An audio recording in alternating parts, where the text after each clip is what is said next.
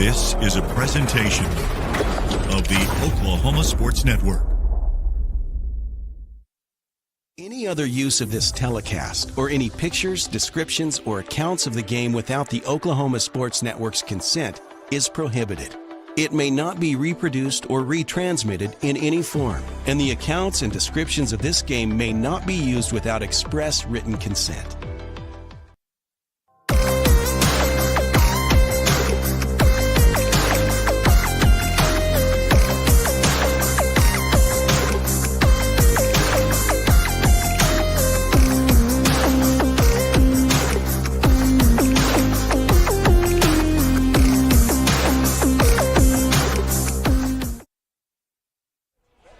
Hello and welcome, everybody.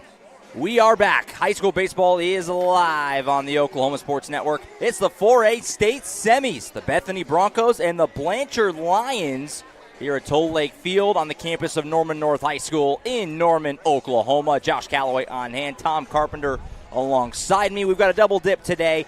Bethany and Blanchard, Newcastle and Tuttle, four schools all that know each other very, very well, and they're going to punch their tickets to tomorrow's state title game at Chickasha Bricktown Ballpark in Oklahoma City. Great day for baseball. Going to be an awesome couple of games here in Norman. Tom, looking forward to this one. Blanchard 33-1 record overall, having a tremendous season. We saw Bethany yesterday, 29-5. This should be a heavyweight fight, both games today, but this should be a fun one right here. Oh, absolutely. These guys, they've both gone to the mat and got to where they are because they play hard and they can hit the ball. Pitching may be the difference today. No doubt. And it's always interesting after you get those openers where everyone throws their ace. This is where you start to test the depth, right? You get in the semis, you're facing really good lineups, and you have to get away from. It's like basketball. Yeah, using your top arm. What's on the bench? Yes, exactly. So away we go. First pitch. Hits right? Brayson Carter right in the helmet.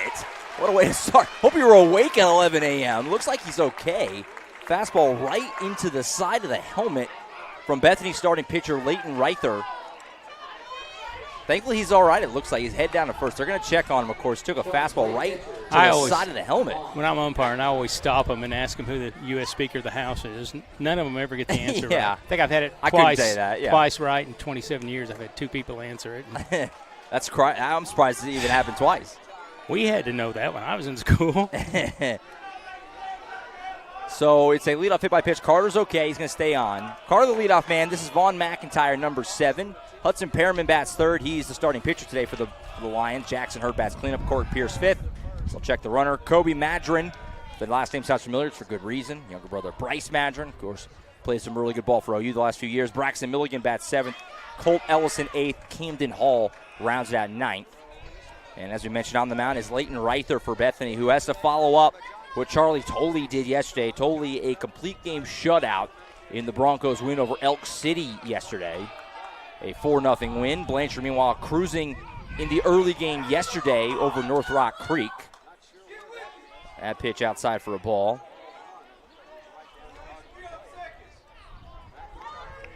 Already on the umpire.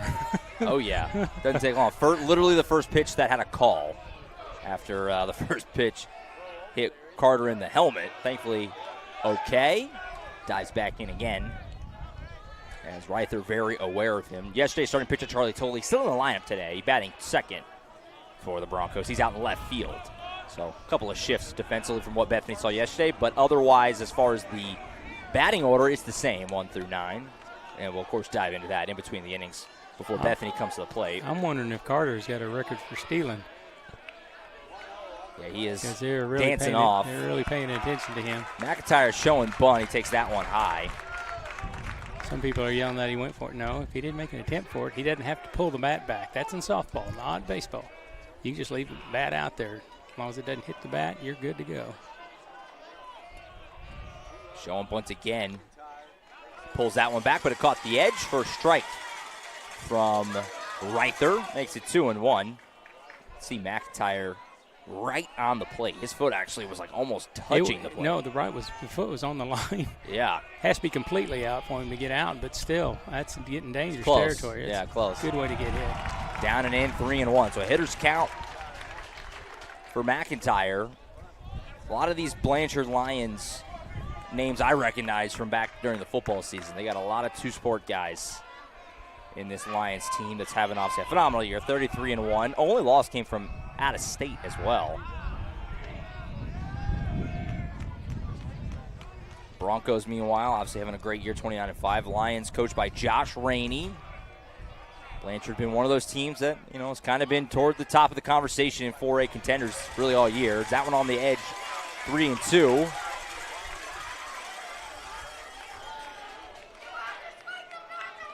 Elgin and Noble, by the way, also in the 5A semis getting underway on OSN as we speak also. So we got a couple games on right now. And Reither gets a huge strikeout on the outside edge. McIntyre didn't love it, but Reither gets the call. That's a big first K for Reither.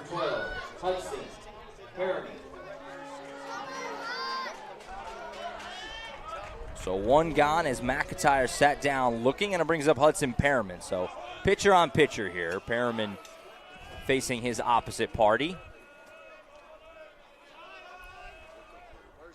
Ground ball towards second. This could be a double play. Flip back to shortstop. Fire to first. Picked it out by Barry. And it's a massive 4-6-3 double play. Well, that's the pitcher's best friend, Tom. You had a little bit of trouble with the first hit by pitch. You go K and then a routine double play. I think we did that yesterday. Got 3 batters and 3 outs. In an unconventional manner as well. So a massive out there. And just like that, the Lions are turned away, and they'll now go on offense, or on defense, excuse me, to face this Bethany lineup, which is as follows. Leading off, Judson Gillen, obviously a phenomenal two-sport athlete, had a nice day yesterday. Charlie Tolley, who we mentioned, complete game shutout last night. He'll be in left field today. Carter Thomas, the shortstop, bats third. He had that triple in the first inning that kind of set the tone for the whole day for the Broncos in the win over Elk City on Thursday. Joseph Berry just picked that out at first base, bats cleanup. Cooper Willis, the third baseman, bats fifth. Brody McLaren bats sixth. Andrew Tabor, seventh. Leighton Reither, the starting pitcher, eighth. And then center fielder Brock Cross rounds it out, batting ninth. And they'll face Hudson Perriman, who will be looking to bounce back after hitting into that double play. Hit the ball hard, Tom, but basically right at the second baseman, and then it was kind of routine from there. It'd have been extra bases if it got past him, but that was good fielding. Hot shot, feeling the nerves a little bit of a big early play.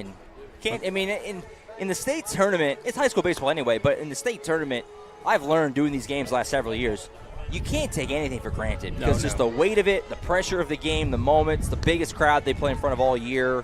It's one and done. It's single elimination. So even the routine plays, if you make them, you got to kind of applaud it.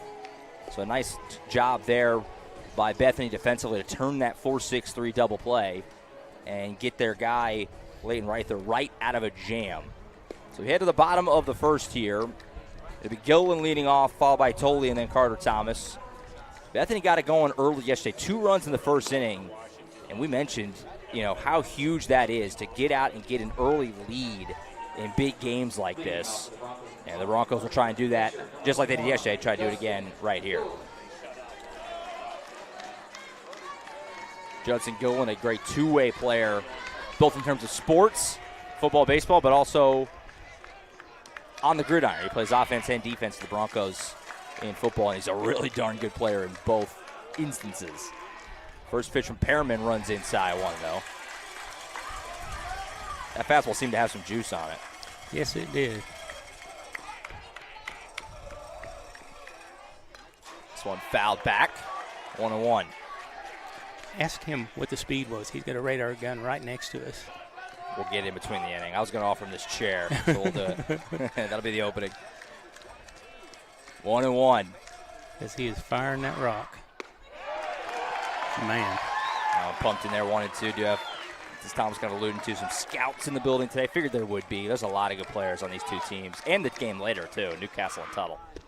Got him swinging with a breaking ball, swung right over it. So a good start for Perriman as Gilland is down swinging.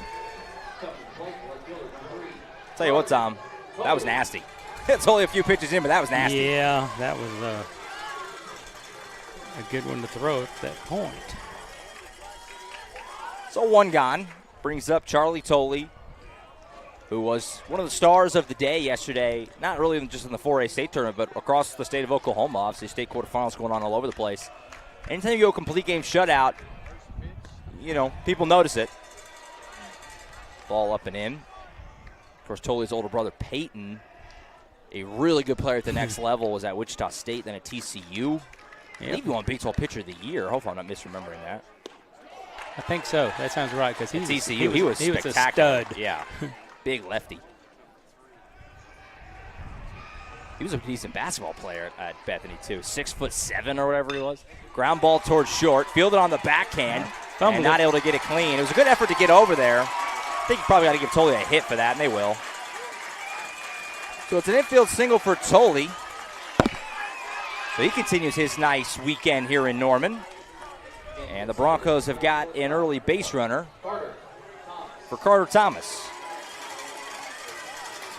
In this exact spot yesterday, Carter Thomas hit a deep drive to right field that got lost in the sun. Now, it was a deep drive. I say lost in the sun, that takes away from the fact that he blasted the ball. It went way out near the fence. It almost hit the fence. I remember that. It might have not been caught anyway. But he ended up getting all the way to third, scored a run, and like we said, kind of set the tone for the whole day for the Broncos. He's ahead 1-0. That was a low pitch, and people are really all over the zone. It's a big crowd here on a Friday, cutting a miss. Beautiful weather. It's a little breezy, but not horrible. 75 degrees, pretty hot in the sun.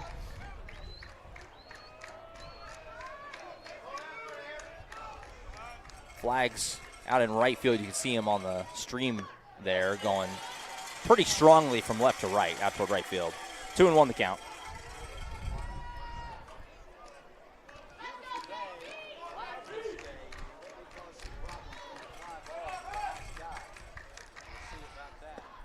Now one on the outside edge, 2-2. This Bethany lineup, you'll see if you haven't watched them this year, throws a lot of lefties at you, which is something we talked about a little bit yesterday. Kind of an underrated advantage. Most pitchers right-handed in high school baseball, right-handed anyway, but especially in high school. And you can throw as many lefties up there as Bethany does. That's nice. That's a nice little, leg up. Count is full here with one out. We'll see if they send Toley, and they will. He gets a great jump. It's fouled off, up to go back.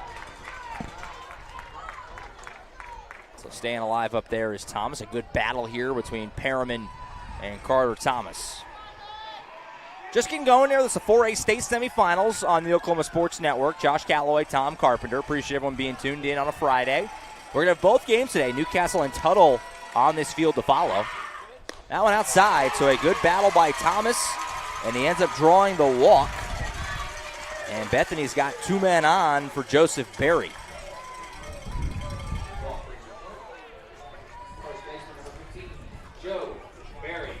So Joe Berry, the first baseman, he's got some pop. Batting cleanup here in this Bethany lineup.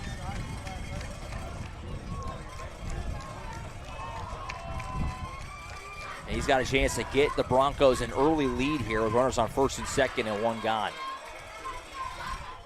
That one low and away, and it gets away. And the runners are going to need to move up to second and third. It's a pretty darn deep backstop here in Norman. A lot of foul ground. And so pass balls and wild pitches are going to result in runners moving up. There's just way too much room. And so they both move up. And now you got a real opportunity for Bethany here with runners on second and third. Looks like Blanchard's going to keep the infield back here. There's a conversation on the mound. So it looks like they'll play for the out. They'll give up the run on a ground ball, unless it's probably a hot shot right to a corner, probably the only way they would look to go home.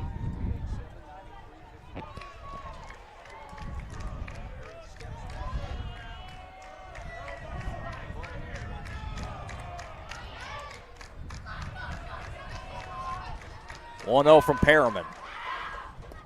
That's down in the dirt, 2-0. So Perriman maybe losing a little command here. I mean, it was a long battle with Thomas, but eventually walked him, and now he's behind Berry, 2-0.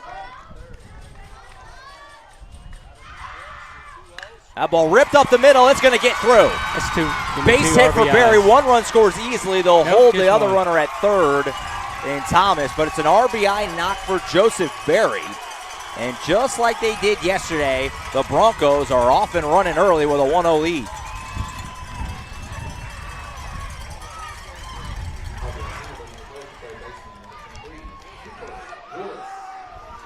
Can't ask for a much better start than what the Broncos have gotten with a quick scoreless inning in the top half. And now a early 1-0 lead and looking for more with runners on the corners and one gone. Coach Josh Rennie going to come out and have a conversation with Hudson Perriman on the mound. But the Broncos are fired up, and rightfully so. I think he's just wanting to get the whole infield settled down. And yeah, give them a chance to catch their breath here in the bottom of the first. Appreciate everyone being tuned in. We'll have two from Norman today with Newcastle and Tuttle to follow. The game's set for approximately a 1:30 first pitch. Billy Collier will join me for that one. Racers surviving against Salisaw last night. They jumped out big. Man. And then Salisaw made a big push to make it a tight game late, but the Racers held on, and they'll do battle with their bitter rivals, Tuttle. That's a huge rivalry, Tom. Newcastle and Tuttle do not get along at all. I mean, that's Tri-City. Tri-City, Newcastle, and Blanchard, too. Obviously, one loop of them our all in. Yeah, it's one of those right there, and I was just like, oh, gosh. It's amazing. They're all three in the semis. Pretty fun. I want to see what them kids are drinking, what kind of water they're drinking. Is it well water from around there? Everyone can play baseball out there, apparently. Runners on the corners, one out. First pitch fastball right down the middle, 0-1. To Cooper Willis, third baseman. Willis yesterday did some good things with the bat, but he was phenomenal with the glove at third. Yes, he was. He was sensational. 0-1, that one low, 1-1. The left side of Bethany's infield with Carter Thomas at shortstop, really, really good. And obviously, infield defense, a critical aspect if you're going to get through this thing. We already saw it from Bethany turning that double play. That's been a strength for them so far. That one in the dirt. Good nice block. Saves a run. I think that's Camden Hall behind the plate. Blocking that one. Yep. Makes it 2-1.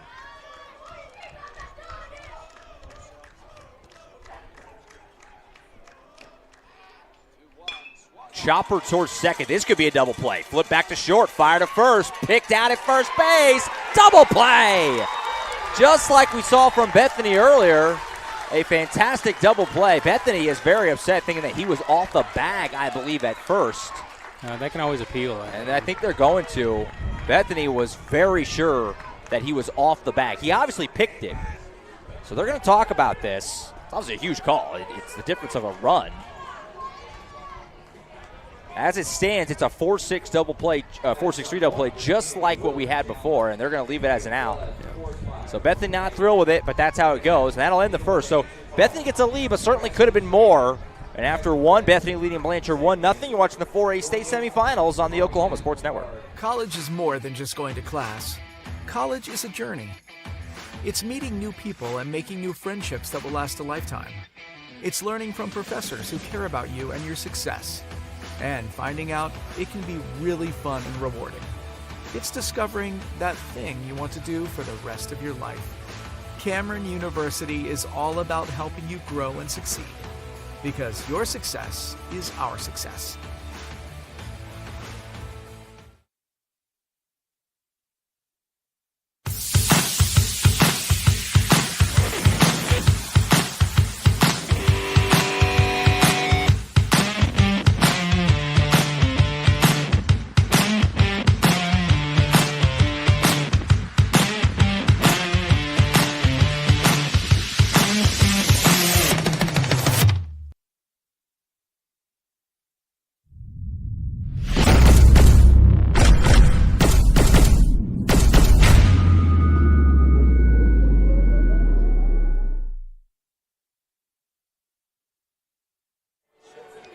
Back at Toll Lake Field on the campus of Norman North High School. Josh Galloway, Tom Carpenter on the Oklahoma Sports Network. We head to the second.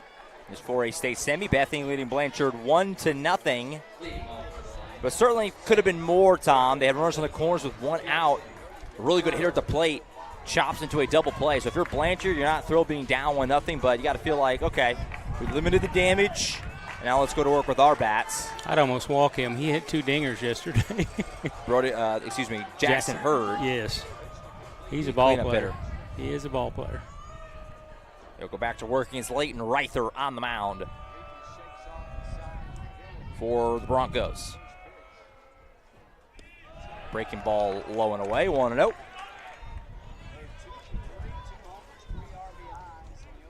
Maybe they'll just throw bad pitches. Yeah, and might be one of those. See if he goes see if after he chases. Low and away again. In the first inning, Brayson Carter got hit by a pitch to start things, but then Reither was able to settle back down, struck out Vaughn McIntyre, and got Perriman to hit into a double play to end the inning.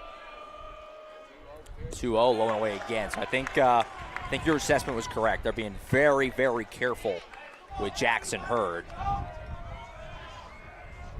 Don't want to give him anything too good. And now 3-0. We'll see if he takes all the way. Nothing but respect right there. So a 4-pitch walk puts the leadoff man on. Brings up the Blanchard shortstop, Corrick Pierce, number 8. One of many, like I said, guys who plays football for Blanchard. Names I recognize. He comes up with a man on first base to lead off this second inning. Blanchard trying to get that run right back. Shows bunt. He'll pull it back, but it's a strike.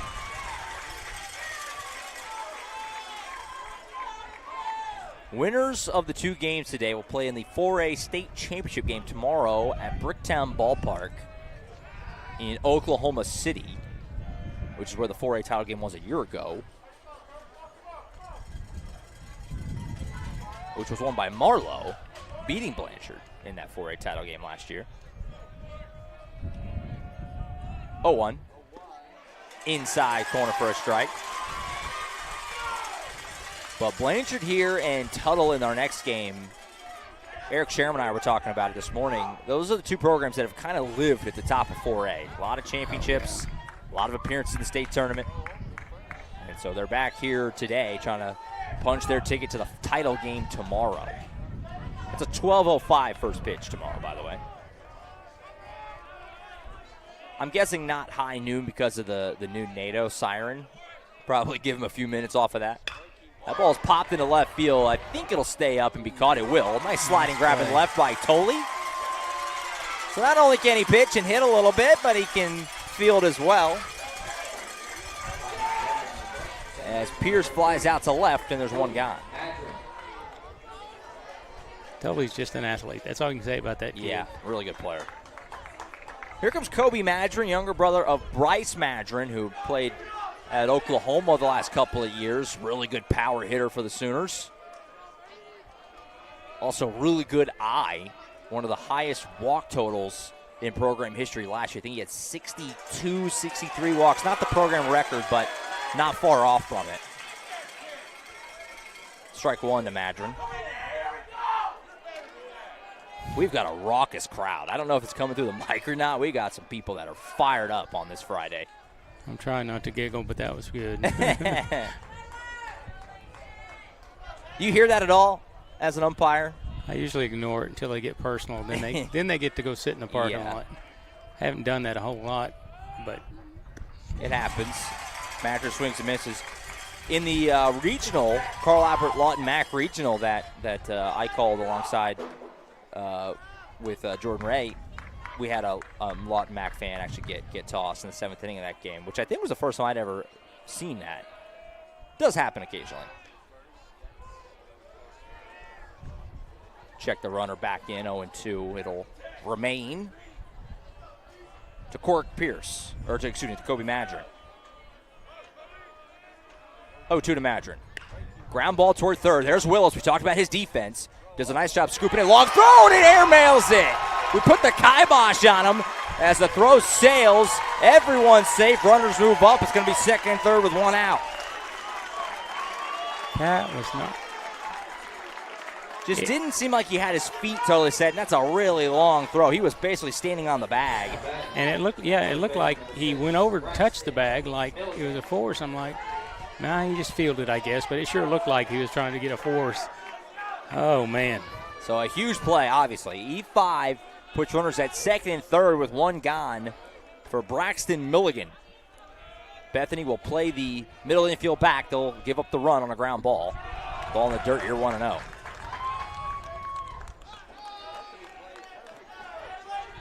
I think they call that the announcer's jinx, Tom. We were pumping up Cooper Will's defense. It was still a good play to scoop it. It was kind of an awkward, but he just, like I said, didn't really have his feet totally set, trying to throw across the diamond. This ball's popped into left field. Might be deep enough for a sac fly. It's coming in. They're going to hold him. So totally catch it. He fires, so it's a great throw home. Yeah, they know he's got an arm. That's not. Yeah, no kidding. Obviously a pitcher by trade. And that's a huge out, obviously, as Milligan is sat down without the runner being able to score. And now, if you're right there, you're an out away from getting out of this. Brings up Colt Ellison.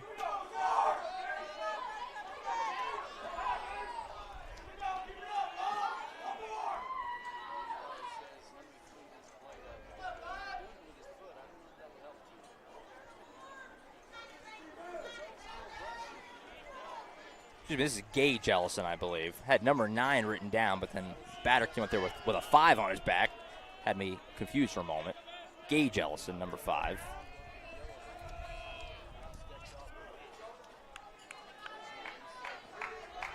Is that what you have? Gage Ellison, number 5?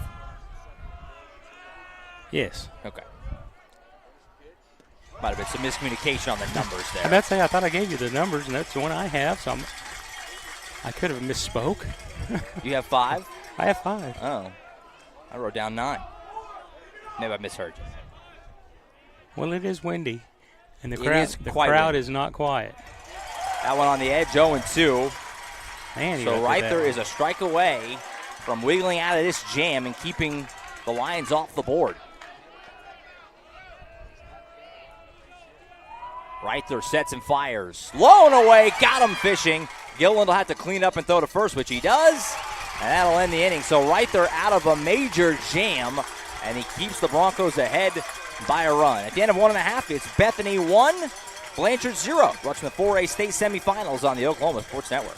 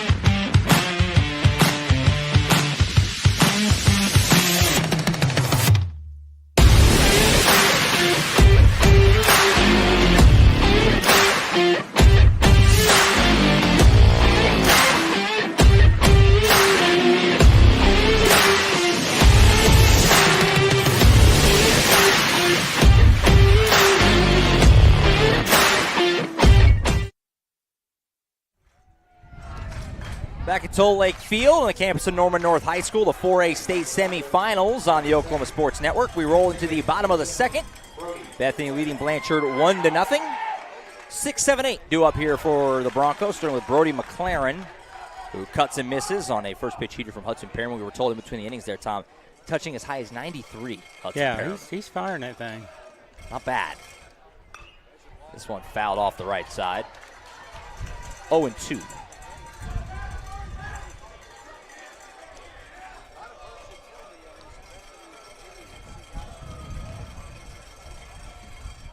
This one misses up high, 1-2.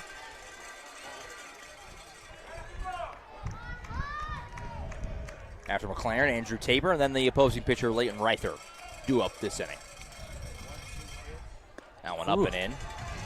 That's got to be scary. Get low 90s tailing toward you. Not a good feeling. You hear people say, take it for the team. I always say, not no, up that high. No, do not do that. 2-2 breaking ball, dropped in, froze him. Got him. Nasty. when you have that heat, Tom, it's so hard to adjust to the break. You know, on 2-2, he was sitting, like, expecting the gas, and then he broke that nasty breaking ball right down the middle on him. Use it to change up, and it's sometimes the guy he could swing twice at it. So one gone brings up Andrew Tabor. He fouls off the first pitch, straight back. Might have actually got a piece of the catcher here. 0-1. They'll check on him, give him a second to collect his thoughts. Savvy umpire move there, right, Tom? Give the catcher a second. Oh, always, because they'll do the same thing for us when we get nailed on a foul ball or something. The catcher will automatically run out to the pitcher. Yeah. Knows I need to get the cobwebs out or get the oh darn out of my system. Something like that. Something like that. 0-1, up and away.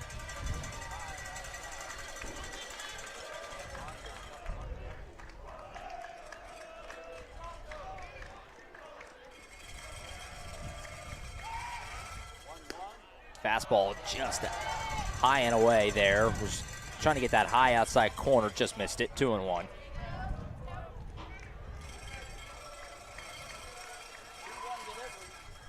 Cut on him, missed. 2-2.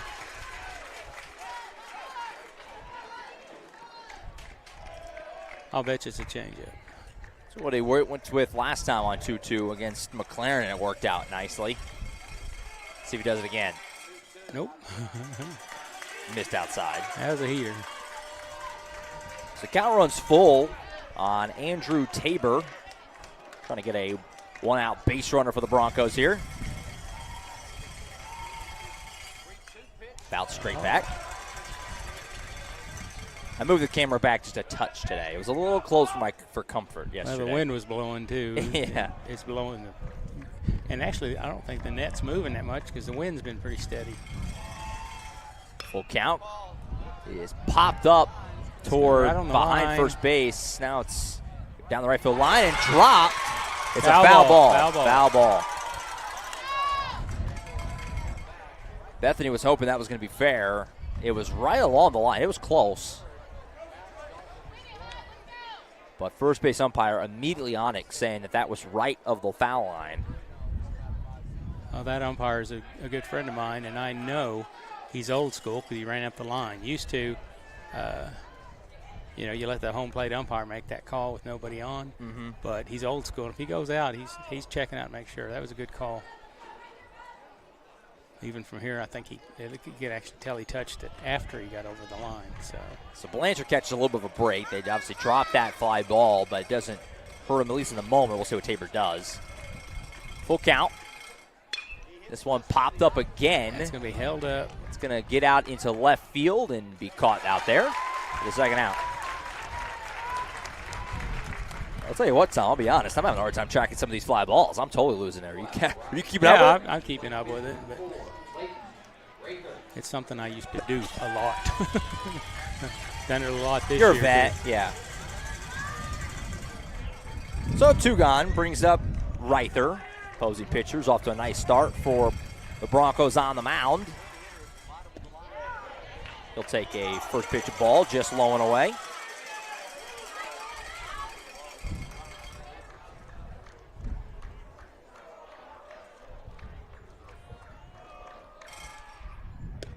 Well, fastball close. on the edge, 1-1. Close enough. Yeah, that was just gas. I've got the umpires he's in the slot, and I can't see where the actual pitch got caught, but looked like it was there. This one Late fouled off swing. the right side, 1-2. So Perriman a strike away from a 1-2-3 inning. That's the Broncos' 29-5 record on the year, coached by Robert Lee. Looking to get to the state title game tomorrow. 1-2, 2 out. Breaking ball dotted on the edge. That was filth. His And third K. A great bounce back inning for Perriman as he sits down right there looking, like you said, third strikeout of the day. And at the end of 2, it's Bethany 1, Blanchard 0. You're watching the 4A state semifinals on the Oklahoma Sports Network. If you've lived in Oklahoma long enough, you'll know that we get extreme weather. With that extreme weather comes hail damage to your roof and an insurance claim. When that happens, There's not a better company to deal with on your insurance claim than Cantrell Roofing and Construction. Since 1987, Cantrell Roofing and Construction has proven to be the best in the business. And always remember, God hail, call Cantrell. Call them at 405-642-8558.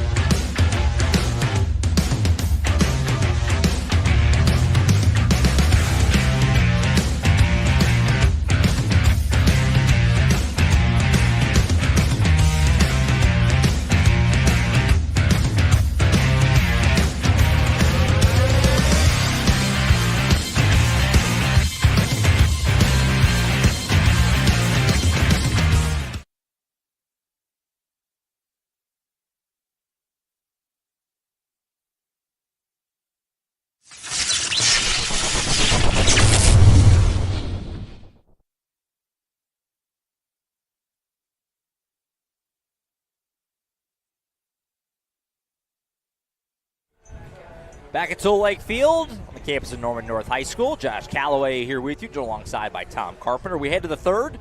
Bethany leading Blanchard 1-0.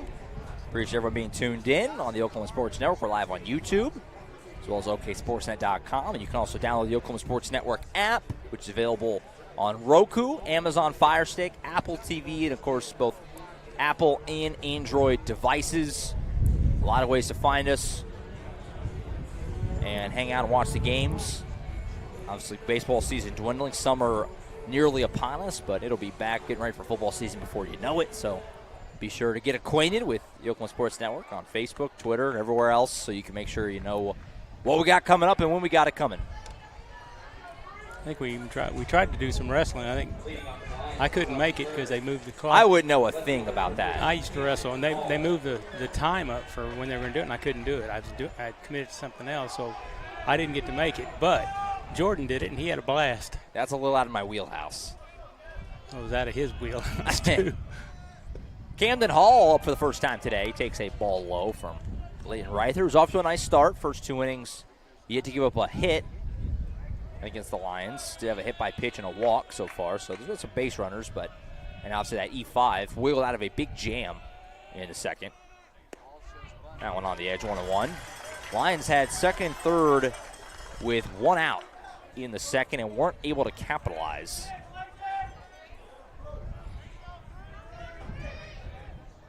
One pitch. Ooh, just down and away. That's a good frame. Catcher just popped his glove up, just enough. Didn't pull it over too far, just pulled it up just enough. It was close. 2-1 pitch on the way from Leighton Reither to the 9-hole hitter Camden Hall. Lineup will flip over after him, and they're going to have a combo on the mound. After Hall, we'll go back to the top with Brayson Carter, and then Vaughn McIntyre. Carter will be hoping for a little less painful a result, as he took a first pitch heater right off the helmet to start this game. Thankfully, obviously, was completely okay. He stayed in the game. But, I mean, first pitch of the day, 11 a.m. first pitch. Wake-up call. Hello, yeah. Mom, can I have pancakes?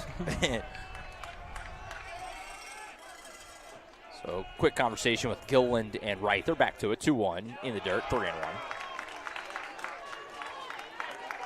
Yeah, notice Blanchard fans are pretty rowdy, and if you ever go to Sunny Vermillion Field there in Blanchard, you get the Wallbirds. There's a stone wall.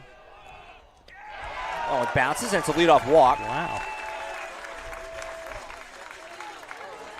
There's a stone wall that a lot of the older gentlemen will be at. When you're out there in the field, they are right there letting you know it. But, you know, they're good. Yeah, we got timeout coming up. But they're good sports about it, and they're usually not too vicious, but don't blow a call. Yeah, They'll right. ride you the rest of the game. Was that an out 2 innings ago? No, it wasn't. They won't let you forget it. No. So conversation on the mound. Here's the lineup. Does flip over. So that's a big walk from a Hall. I mean, you get your 9-hole hitter on base before going back to the top of the lineup with Carter, McIntyre, and then Perriman. So a little opportunity here for Blanchard with a leadoff walk. See if they can get some offense going.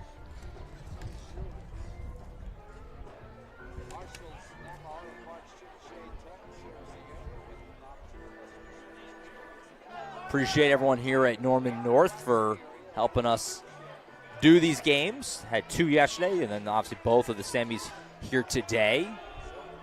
State tournament will shift to Bricktown Ballpark tomorrow for the championship game.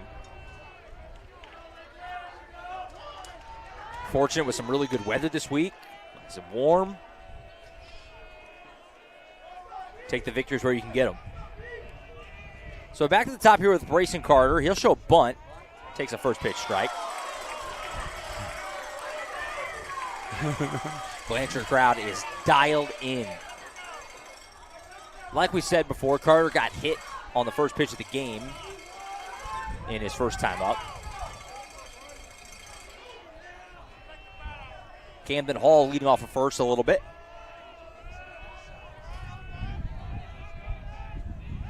They'll check him. He gets back in.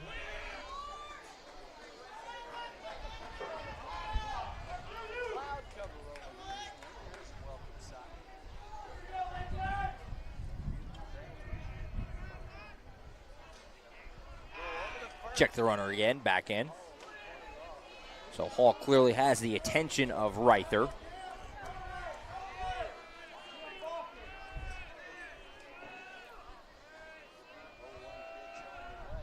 Oh, 1 pitch misses up high.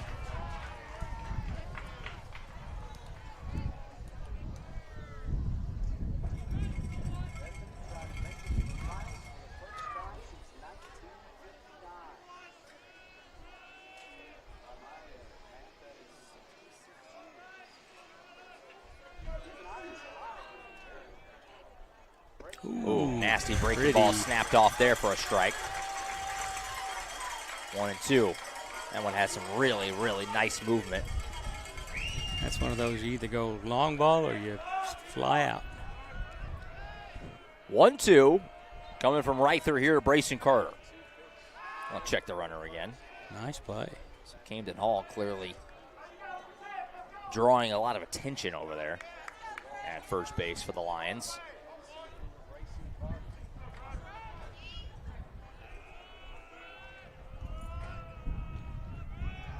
Runner goes. It's popped up.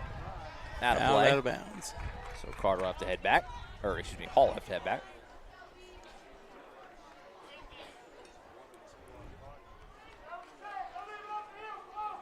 One-two count. Nobody out here in the top of the third. Runner on first base. 4A state semifinal. Bethany leading Blanchard 1-0. First of 2 here in Norman North. Both games will be on OSN. Newcastle Tuttle to follow. As the Racers and the Tigers go to battle, all 3 of the Tri-City rivalry teams, with Blanchard, Newcastle, Tuttle, here in the semis today. That one misses high, 2-2.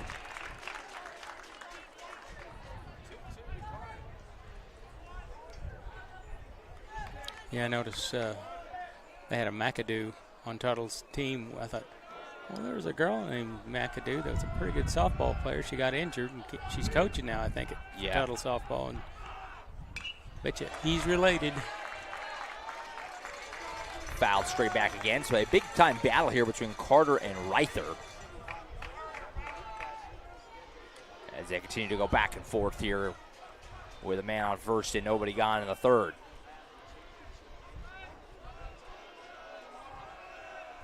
Try again, low and away, runner takes off, and a great pitch to run on. And there's nothing Gilliland could do about that one. It's a stolen base for Hall, and the count runs full.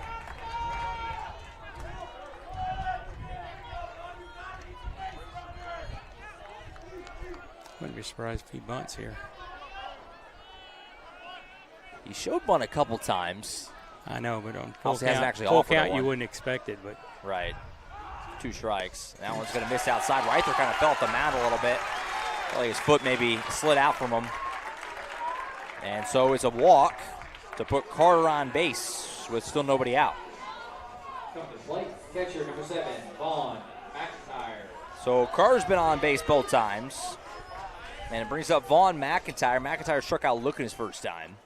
And certainly a big opportunity for the Lions here with runners on first and second and nobody gone in the top of the third, trailing by a run.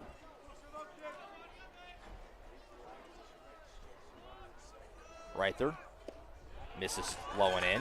Kind of changed up his delivery a little bit there.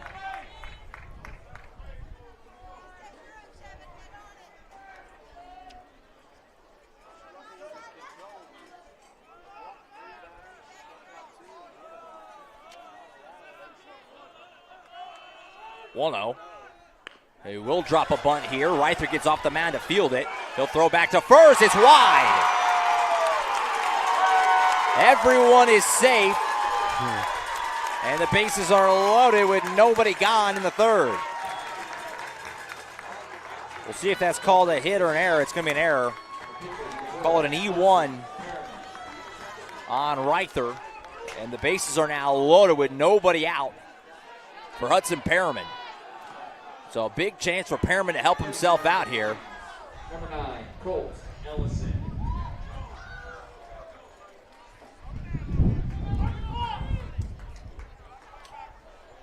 And a meeting on the mound is a big spot now for the Broncos to try and figure out how to work out of this jam.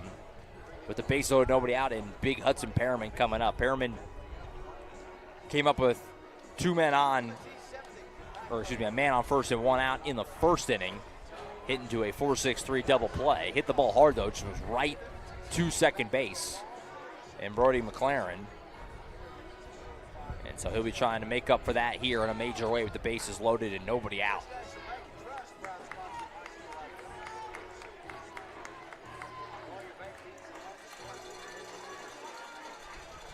See what he can do. We talked about it yesterday, Tom.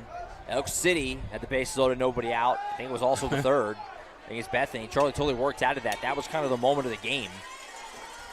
You never know how it's going to shake out. It's only the third inning, but this could be the moment of the game for Blanchard. Could be, very much so. So here we go. Blanchard still does not have a hit, by the way, but they've had lots of traffic on the bases.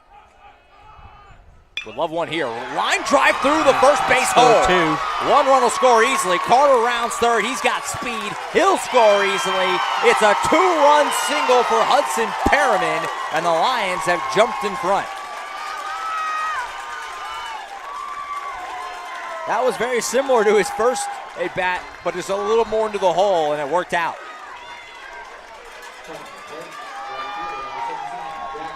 So Blanchard leads it 2-1. And they were looking for more with runners in the corners and nobody out here in the third.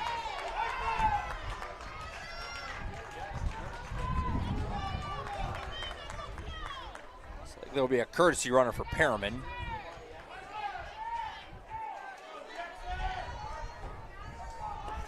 It'll be Bo Daly, number 44, sophomore outfielder, doing the courtesy running for the pitcher Perriman. Runners on the corners, nobody out. First one misses up high to Jackson Hurd, who, like you detailed earlier, had a huge day yesterday with 2 homers in the win over North Rock Creek, and now he's up with a chance to do some more damage. I got here early and just happened to be sitting next to Grandpa, and he was busting buttons. He's quite proud of that. Slider outside, 2-0.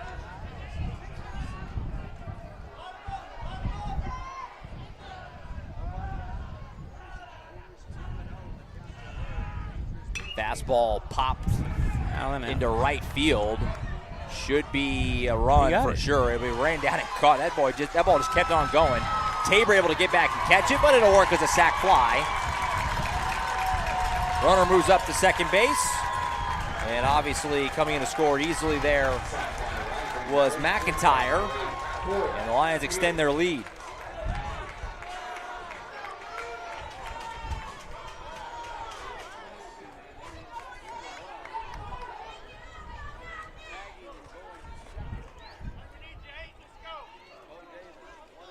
So man on second, one out now for Corrick Pierce. Pierce flat out to the left his first time up. First one outside, 1-0. So the Lions offense able to break through here in the third against Reither. They've got 3 runs on the board and still looking for more. The man on second and only 1 gone. The big 2-run single from Hudson Perriman and then a sac fly from Jackson Hurd. That one misses in, 2-0.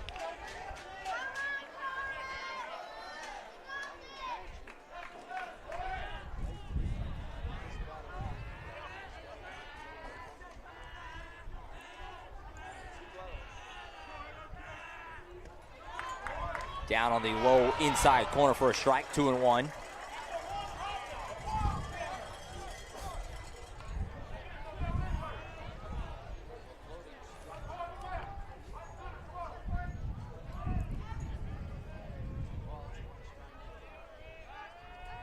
He'll check the runner.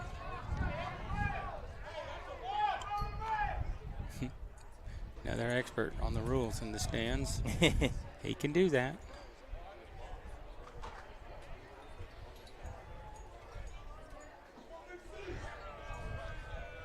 Two one. That one misses outside, 3-1. So Reither falling behind quite a bit here in this third inning. It's hurting them, obviously, as the Lions have already played it 3, and they're hoping for more.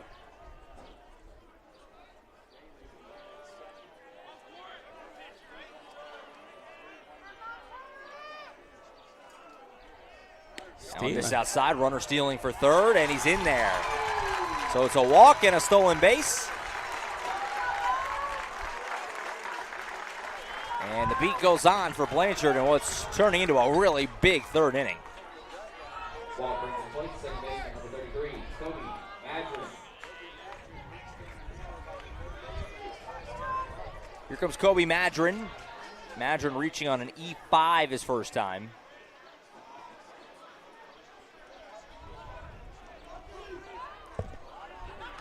He could put one in the outfield, probably get a run in.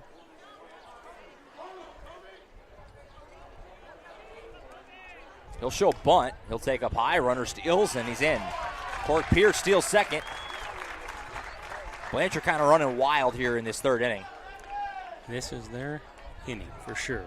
And now a ground ball will get you a run. Anything Really in the anywhere. outfield, on the ground especially, even a fly out will get a run. Yeah. So I got to go. The infield back. Right, throw step off and recalibrate.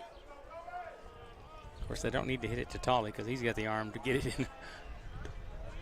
That one catches the corner, 1-1.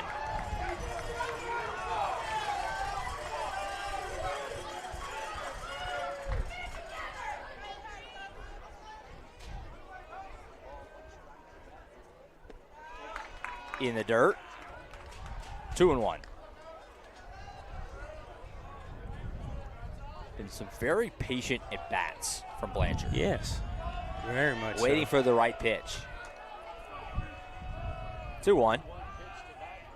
That one misses outside, and again, Reither falling behind. It's just been a common theme throughout this third inning. A lot of hitters counts for Blanchard, which against a team this good, this many good hitters, bad recipe. 3-1 pitch will miss down. It's another walk, and the bases are going to be loaded with only one gone. And it looks like we might be getting a pitching change here. So Reither, who mostly cruised for the first 2 innings, just couldn't find it in this third. And the Lions, have already played at 3, and they've got the bases loaded with 1 gone here in the third inning, looking for more. We're going to have a pitching change here. We'll step aside. We'll come back. We'll tell you about the new pitcher. You're watching the 4A state semis. Blanchard leading Bethany 3-1 on the Oklahoma Sports Network.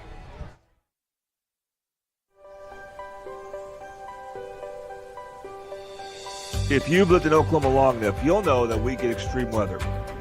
With that extreme weather comes hail damage to your roof and an insurance claim.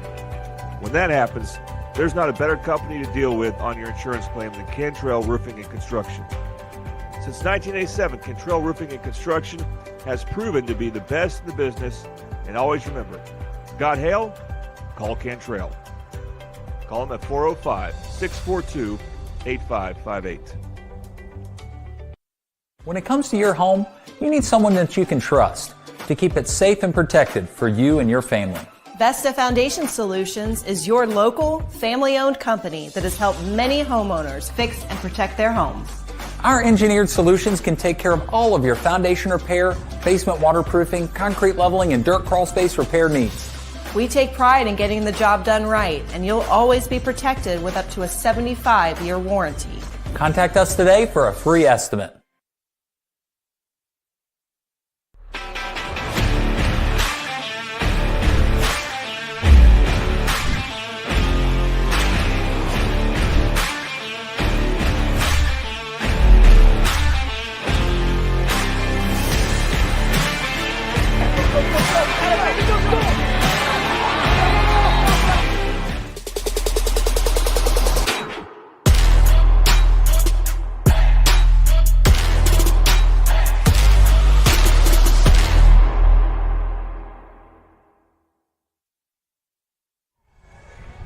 All right, back at Toll Lake Field, Josh Calloway, Tom Carpenter in Norman, Oklahoma, in the 4A state semifinals. Been a long top of the third. Blanchard leads it 3-1, and they sold the bases loaded with only one guy. New pitcher for the Broncos is going to be Brock Cross, number 1. The center fielder comes in to pitch. Lefty will have the unenviable task of trying to find a way to get out of his jam and limit the damage. Obviously, it's only the third inning time. You got a long way to go, but you got to find a way to keep this inning from getting really, really out of hand. You've already got 3 in. Another big hit can make it 5, 6. So finding a way to limit the damage, the key here for Cross. You don't want to be in a hole. That's for sure. I mean, it's just 2-run lead now. So, by the way, Reither does go out to center to replace Cross. So it's a 1-for-1 swap, pitcher and center fielder. And Cross, the lefty, will try and get out of this jam, facing Braxton Milligan. First pitch strike to Milligan. Milligan flew out to left his first time.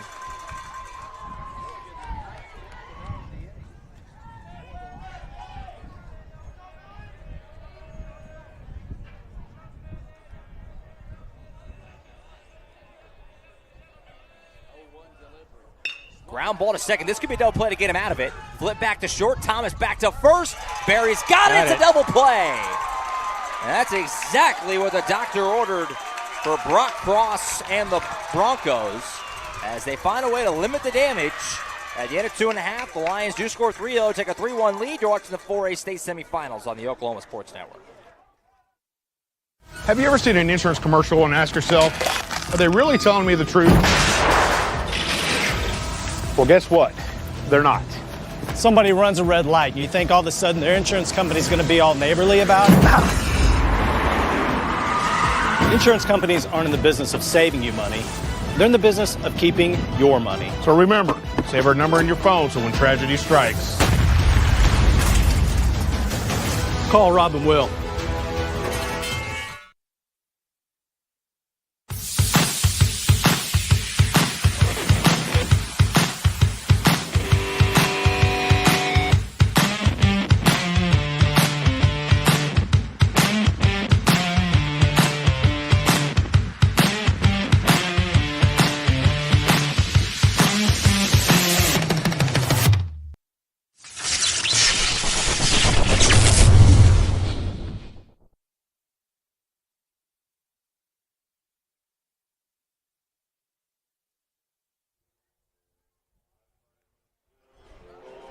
Back in Norman, Toll Lake Field, Josh Calloway, Tom Carpenter on the Oklahoma Sports Network. The 4A state semifinals on a beautiful Friday afternoon for baseball. At the bottom of the third, Blanchard leads Bethany 3-1. After a 3-run top half of the third, it'll be 9-1-2 due up, starting with Brock Cross, who just did the job in a major way, Tommy. Enters with the bases loaded and 1 out. And he gets a 4-6-3 double play to get out of the inning. I mean, obviously Blanchard scored 3, but to limit it there was huge. When he came in, he could have been the one that saved the game. Let's see how this finishes out. I mean, it's early, but still. So Cross will step in against Hudson Perriman, who's gone a long time between pitches here. And the first one gets away, down and in, 1-0.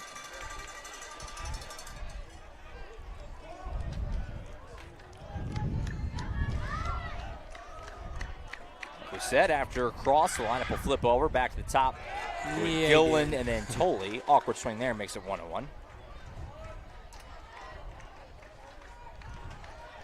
Always talk about that shutdown inning after your offense goes and gets you some run. We'll see if Perriman can do that. Boy, that almost took the third base coach out. Look alive over there. Foul ball ripped that way, 1-2.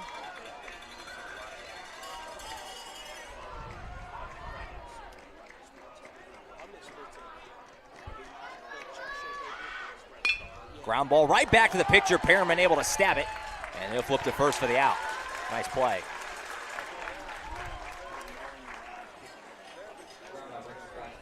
So 1 gone as Cross is retired. And we we send it back to the top of the order with Judson Gillen. Gillen struck out swinging his first time.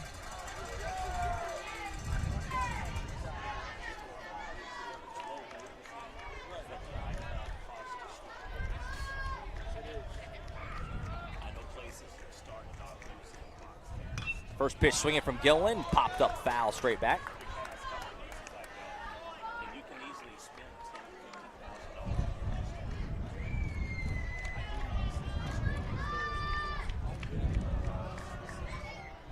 That one down and away, got him to chase. That one had some crazy movement. Hard not to be impressed with Hudson Perriman, Tom. He's slinging it right now. He's got that good fastball, but his breaking pitches are really moving.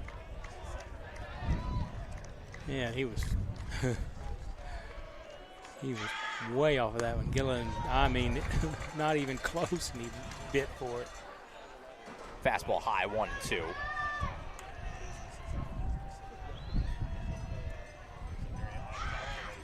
Breaking ball, fought off, foul off the first base side. Stays alive, 1-2. Gillen trying to hang in there against Perriman, who's throwing some filth up there. 1-2. Fastball up and away, 2-2. So good job battling back here from Gillen to even the count. Bethany needs some base runners. Yank that one. That would have hit me in the face if it went for the wall here. And you jerk back. What? How could I not? You don't believe that? It's going to save you? I don't got time to react like that. So the count goes full. Gillen has done a good job battling back. And he got a full count here to work with to try and get on base. Ground ball to the left nice side. chopper. Fielded on a hop by third base. Swing across, but Gillen too fast. And it's an infield single for Judson Gillen. He's pretty fast he's a pretty big kid. Yeah, he was moving. So Bethany will take it. That's an infield knock. Puts a man on in front of Charlie Tolley, who's been the star of the weekend so far for the Broncos. Had a base hit his first time up. Later scored on the Joseph Berry RBI single.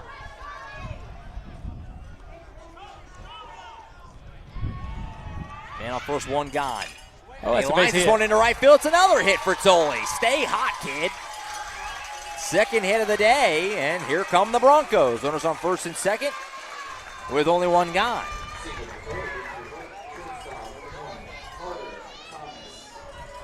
And now here comes Carter Thomas. This part of the order, 2, 3, 4, did damage against Perriman the first time through. And Tolley trying to make it happen again with that base knock. Carter Thomas drew a walk his first time. Had a long at bat, really fought off some tough pitches. Eventually was able to get that fourth ball in front of Berry, who then picked up the ribby knock in the first. First and second, only one gone for the lefty Thomas, the shortstop for the Broncos, who's also having a nice state tournament. Perriman long set.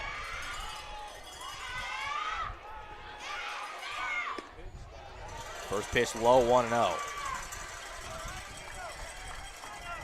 How big would it be for Bethany if after you give up 3 in the top half, you come right back? And even if you only get 1 here, but just to kind of flip things back your way. Anything, get the momentum going. 1-0 to Thomas. Chopper to the first base side. Foul. Steps on the bag. So they're calling it fair. It's going to be a fair ball. No, he's going to talk to his home plate. I didn't see a signal really one way or another. If it's in front of the first base, then it's the home plate call. Call foul ball. That's a good call. And it was a good no call for the umps because if they want to confirm it. Yeah, let it play out. So rolled a foul ball, and Thomas will go back to the box. But it looked so obvious that he caught it over the line, so when he first touched it.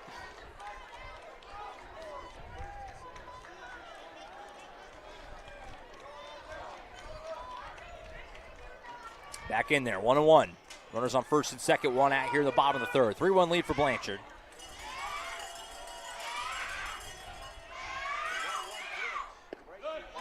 one misses outside, 2-1. So Thomas getting ahead, trying to find a good pitch to swing at. I don't believe Thomas is recorded out yet in the state tournament. I could be wrong. I had to look back at my sheet from yesterday, but I think he tripled and then walked twice. So far today, another walk. 2-1. On the black, 2-2. That one right on the corner. So the count runs even, 2-2. Runners on first and second, one gone. Big spot here for the Broncos, trying to get some offense back on their side after a 3-run top of the third from the Lions. 2-2. Ground ball to the right side. Through. Base knock for Thomas. They'll send the runner around third. Gilliland, he will score. Oh, no. It's an RBI single for Thomas, and here comes Bethany. 3 straight hits. Gilliland, Tolley, Thomas. And it's a 1-run game.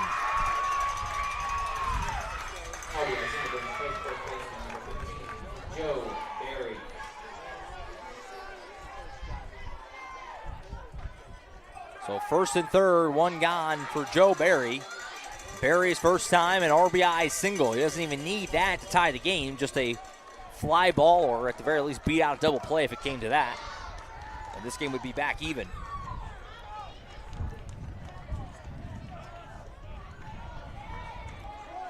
Three straight hits.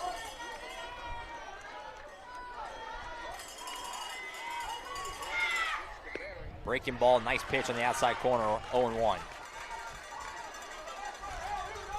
What a response by the Broncos. And it feels like this was part of this was Brock Cross, right? Getting that double play kind of jolted some life back in the Bethany dugout. They came up there ready to hit in this third inning. Another nice pitch, 0-2. Barry didn't look like he was ready for that one. It seems like Pearman right now, honestly, maybe has a little better command with his off-speed stuff than the fastball. He's dotting some of these. 0-2 pitch. There you go, yanks a heater.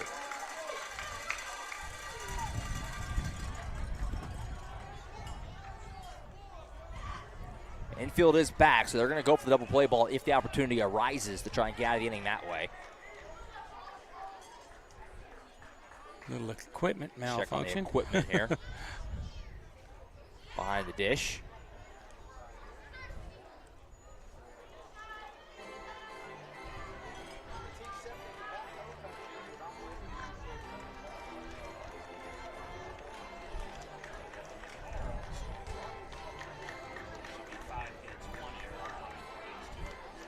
They're going to change out the masks. He's looking for a new mask.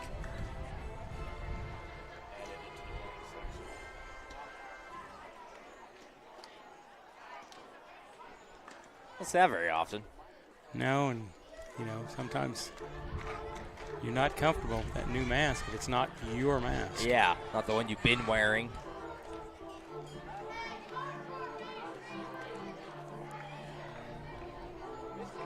I called with a guy the other day. We were up in the regionals at Conawa, and my partner had 3 different masks in his bag. I went, that's impressive. I have one.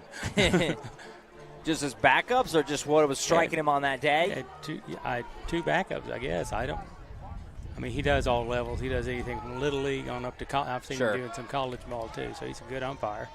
But I guess got to have the right tools. All right, so back to it. Got a fresh mask, 1-2. Down and away, good block.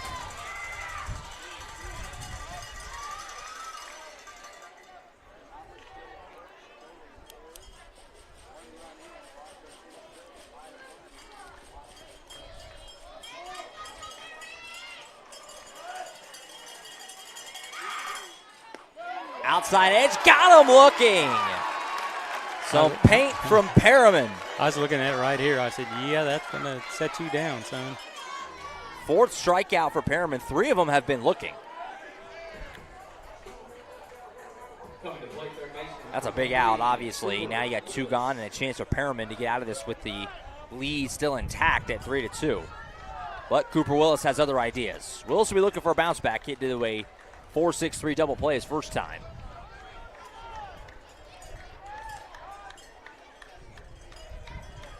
(3-2) Lions. Perriman trying to keep it that way into the fourth. Big spot here.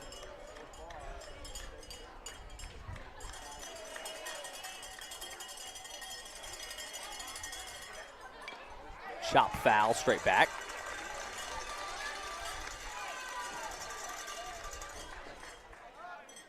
The swings in this game already, where it's felt like Bethany had control early. Blanchard comes back with 3, but then it could have been more. Now Bethany kind of doing the same. Looked like they were in position for a big inning. Chopper back to the mound. Perriman fields on a short hop. Throw to first. He got him. Oh, boy. Great play. It looked like that was going to maybe get a little squirrely on Perriman, but he sticks with it and is able to make the throw to first to end the inning. So Bethany gets 1, but feels like they probably should have and could have had more. Blanchard still holds a 3-2 lead after 3. You're watching the 4A state semifinals on the Oklahoma Sports Network. Have you ever seen an insurance commercial and asked yourself, are they really telling me the truth? Well, guess what? They're not. Somebody runs a red light, and you think all of a sudden their insurance company's going to be all neighborly about it? Insurance companies aren't in the business of saving you money. They're in the business of keeping your money. So remember, save our number in your phone so when tragedy strikes, Call Rob and Will.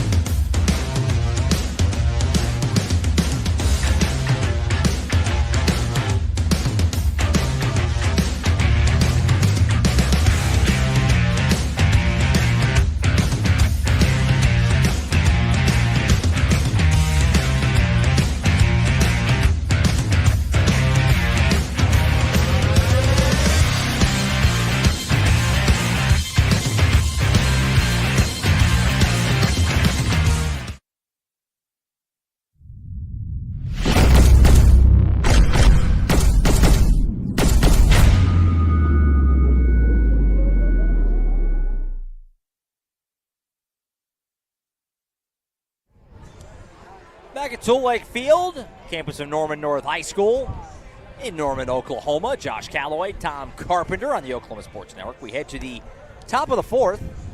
Blanchard leading Bethany 3-2. Do it for the Lions will be 8-9-1, starting with Gage Ellison against Brock Cross, who goes back out after getting that huge double play to limit the damage in the top of the third.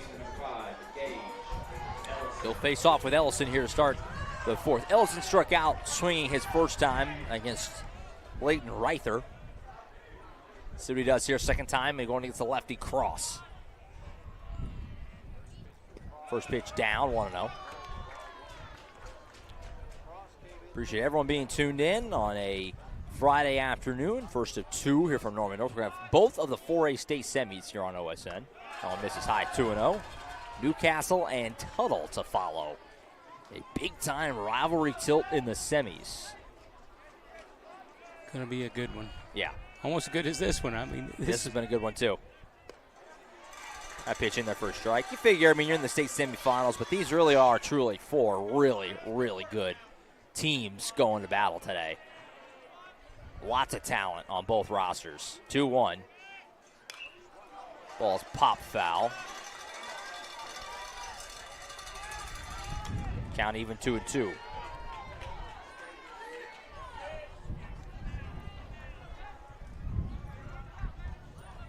The lefty Cross delivers.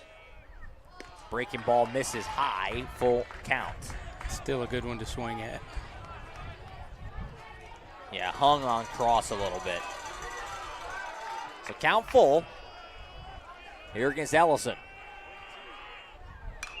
It's popped into shallow right. Getting over to make the play is the second baseman. Nice catch for the Broncos, Brody McLaren.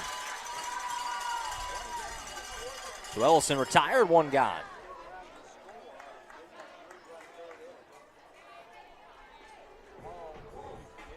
Brings up the 9-hole hitter, Camden Hall. Hall drew a walk his first time. And he's one of their 3 runs, I believe. Yes. First pitch, heater on the inside corner, 0-1.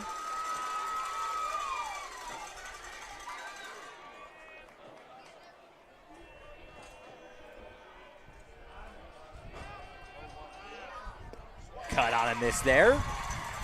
Good swing, though. Yeah. Not a ton of velocity from Crosby. He's doing a good job kind of keeping it on the edges. Not so far anyway, leaving anything too out over the fat part of the plate. 0-2 coming to Hall. That one misses up and away, 1-2. When I coached Little League, I always told them, boys, don't let the umpire win the game or lose the game. If he throws it and it's close, swing at it. Yeah. Don't count on the ball. 1-2. That one misses up and away, 2-2. Like a breaking ball he just didn't get over on. Count even, 2 apiece.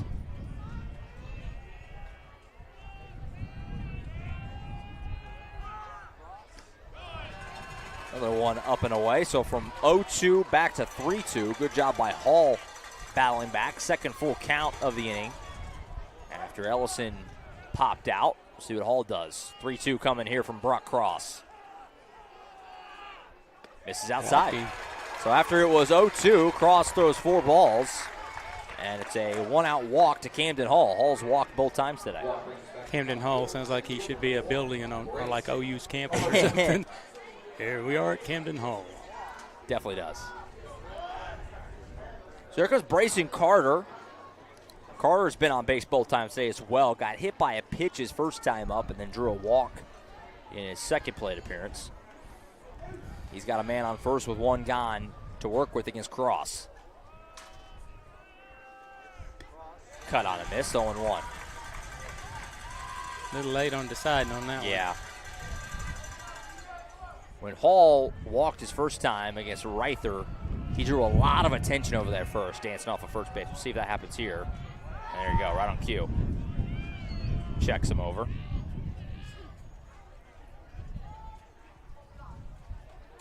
Pretty good lead for Hall off of first. Yeah, it's tougher to do on the left-hander because he's just looking right at you. Breaking ball, misses high, throw it out to second on the stolen base. Safe. Oh, he's safe. That was close. I thought they might ring him up. That's a nice throw, but it was close, you could tell.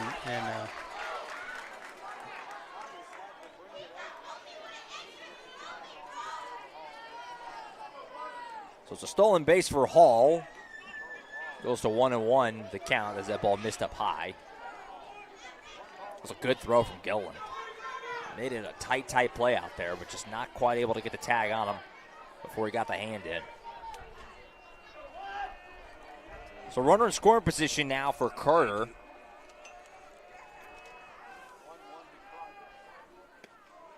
Fastball on the edge, 1-2. Nice pitch. Got some cloud cover here today. The sun kind of keeps coming in and out on us. Let's keep it out. We were fortunate to be shaded yesterday. Not nice. today. Not today. But we knew that, and that's why I grabbed the sunscreen, made sure I had it in my bag. Line drive ripped to third that Cooper Willis snags out of the air. That ball was smoked.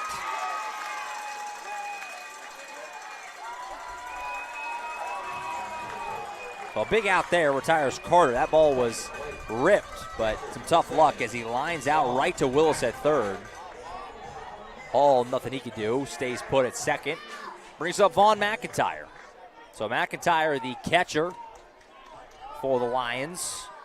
Struck out looking his first time, then reached on an E1 in his second time at the plate. Will try and pick up a 2-out ribby for his team here.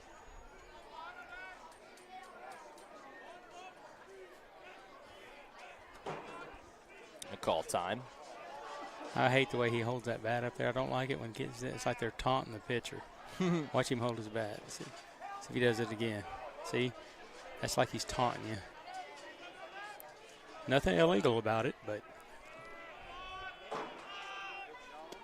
First pitch fastball in there for a strike. That'll teach him. Tough matchup here, lefty on left. I feel like that's the toughest matchup in the sport. Left on left. There's Cross going against McIntyre here. Pitch outside, 1-1. Bethany faithful thought they were going to get it. I think it was off the plate. Gilliland was trying to get a little frame on that. Yeah. He did it right.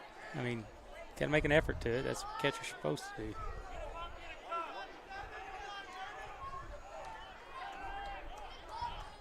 Yeah, my wife has suggested I bring a big beach umbrella and put it over. Honestly, I said, you know what? The people in the stands probably wouldn't appreciate it. Yeah, that's the only downside to that.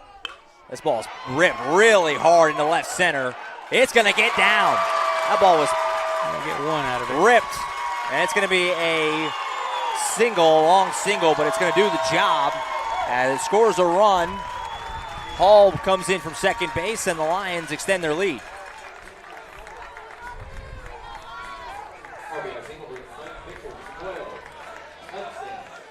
That ball was popped pretty good by the lefty McIntyre.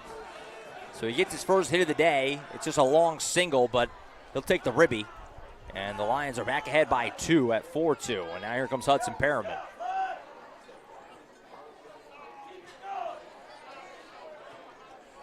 Maybe got a warning for something. Maybe he threw his bat and I didn't see it. Yeah, I'm not sure. Perriman today had the double play in the first inning, but then came back with a 2 RBI single his second time up. Obviously pitching a good game on the mound as well for the Lions.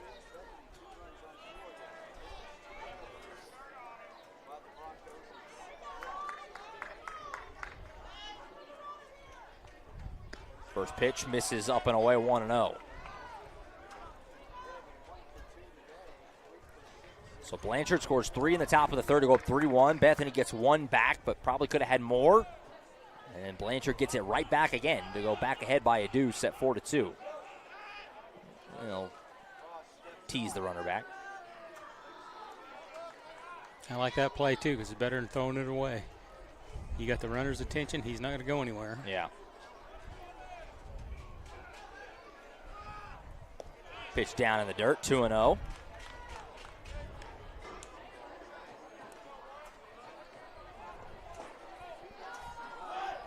Just noticed my replacement showed up for the next game. Yay!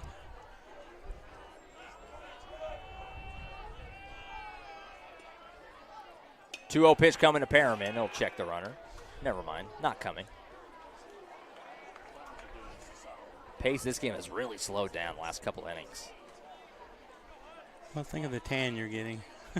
Yeah, I'm old. I'm not supposed to be in the sun. That one misses high. Runner will go down to second. Might get him this time. I think they did. If he held the tag, he got him. They did. So Gillen almost had the caught stealing earlier. This time he does get it. Heck of a throw down. And that'll end the inning. And Perriman will have to lead off in the top of the 5th. After 3.5, Blanchard leading Bethany 4-2. You're watching the 4A state semis on the Oklahoma Sports Network. College is more than just going to class. College is a journey. It's meeting new people and making new friendships that will last a lifetime. It's learning from professors who care about you and your success. And finding out it can be really fun and rewarding. It's discovering that thing you want to do for the rest of your life. Cameron University is all about helping you grow and succeed. Because your success is our success.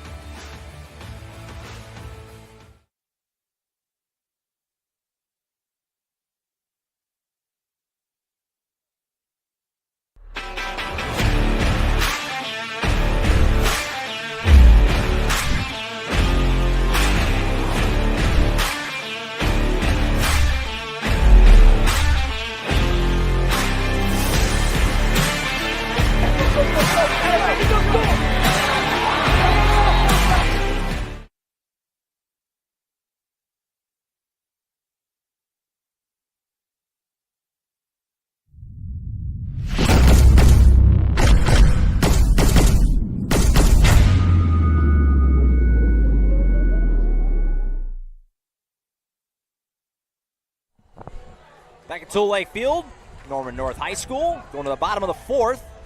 It's a 4-2 lead for Blanchard on top of Bethany. Josh Calloway on hand, alongside by Tom Carpenter. Billy Collier will join me for the next ball game. Newcastle and Tuttle, which will come up about a half hour or so after this one wraps up. Let's go to the bottom of the fourth. Due up for the Broncos. Be 6-7-8. Brody McLaren, Andrew Tabor, Leighton Reither.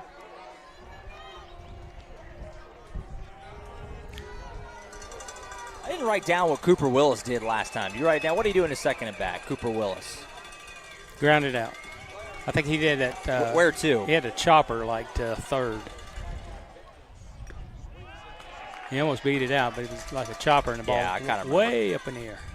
I was looking at my sheet and I realized I didn't write down Cooper Willis's at bat last time. Strike one on McLaren. Makes it 1-1 now. That one misses outside. Oh, the fans wanted that one. You're kidding me. I think they want everything. It's in the other batter's box. McLaren struck out looking his first time against Perriman. That one yanked again, 2-1.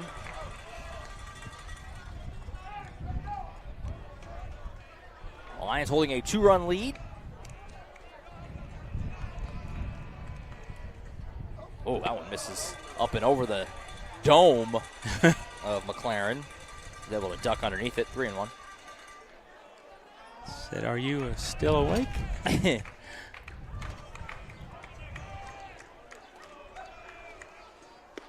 On late in there, full count. Nice pitch. A lot of full counts today on both sides. I feel like it's just been a bit of a grind for both pitchers, both offenses really kind of grinding out every bat today. Full count, that one on the black, got him looking. So McLaren's down looking for the second time.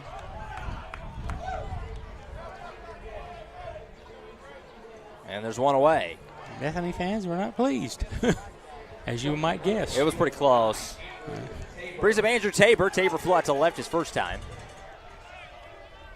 Trying to get something going here for the Broncos in the fourth. Misses low and away.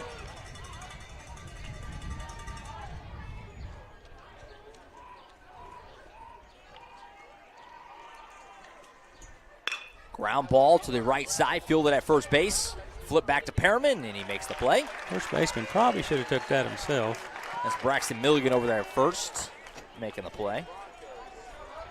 And Tabor is retired, quickly 2 gone here in the second. Or the fourth, excuse me. Here goes Leighton Reither. Started this game on the mound. He's now out in center field. Struck out looking his first time against Perriman. 2 outs, nobody on. A chance for a quick inning for Perriman, which has been few and far between today from both teams. But a lot of traffic on the bases in this game. First one misses outside, 1-0. Lions lead the Broncos 4-2. Right there, calls time.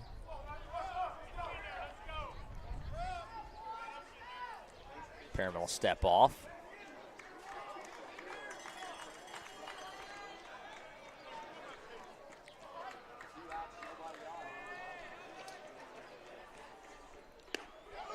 On the edge, 1-1. Feels like that outside edge to right-handers is open. That corner, you're getting a little bit over that way. I think Perriman's kind of starting to recognize that. That one misses in, 2-1.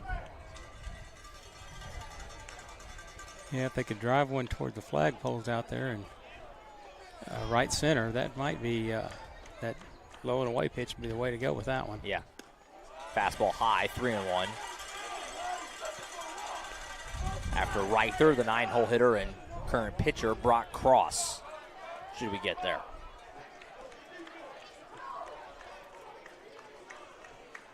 (3-1) on the way from Perriman. Inside corner for a strike. And another full count. I'm telling you, we've had a lot of full counts today. That got a oops because he kind of rang him up. It happens. Count full, 3-2, 2 out. Perriman looking for a 1-2-3 inning.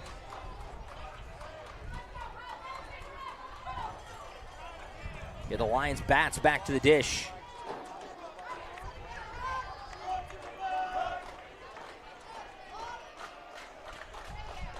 Misses high and away. So it's a 2-out walk. puts a man on for Brock Cross. Cross's first time grounded out back to Perriman on the mound. Just feels like Perriman, again, I said this a couple times, but the fastball command hasn't been super sharp. No. The breaking ball command has been excellent. He's been dotting those, but the fastball, he's had kind of a problem yanking them a little bit. First pitch across is lined into left field. It's down for a base knock. It'll get in the gap a little bit. Runner will round second and go to third. He'll have to stop there. It's a 2-out single for Cross, and the bottom of the order got something cooking here for the Broncos, as it's going to be first and third with 2 gone.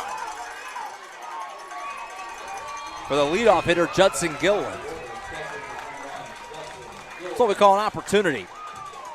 Gilliland, obviously a great hitter for the Broncos. The top of the order has been awesome this week here in Norman. And with 2 men on and 2 out, a big spot. Coach Rainey going to come out and talk to his pitcher in Perriman.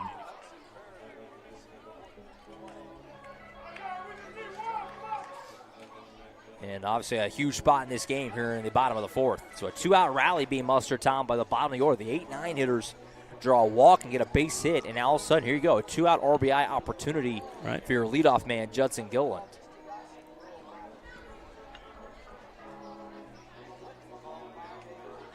Meeting on the mound here as they'll discuss. Again, stick with us after the ball game today.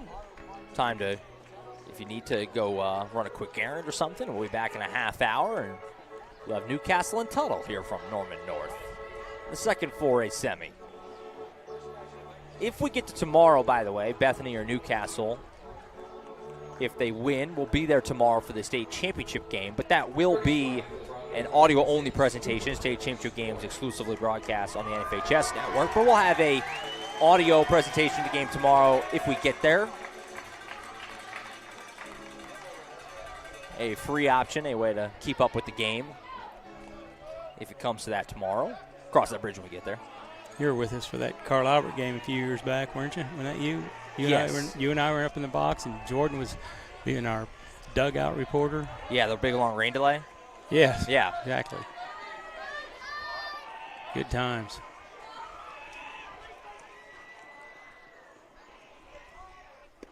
First pitch in that first strike.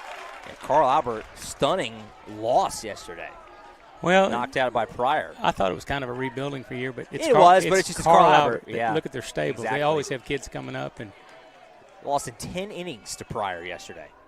The ball bounced, gets to the backstop. That's going to be a run. Like we said, wild pitches are going to be advanced runners today. The backstop too deep. So Reither scores, and just like that, Bethany gets one back again.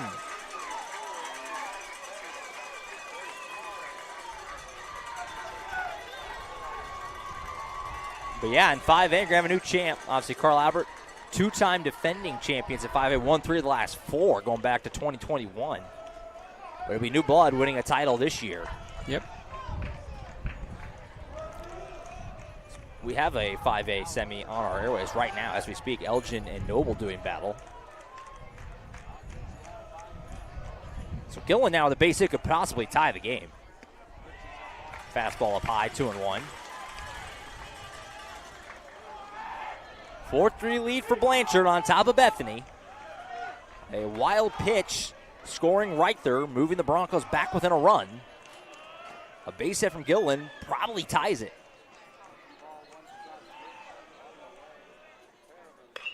Ball's lofted into deep left field. It's going to get into foul ground, but it could be playable. No, out of play. It'll land right along the fence. That was some great hustle. Yeah, Hall made up a lot of ground out there, but not able to get there, and the count goes even 2-2.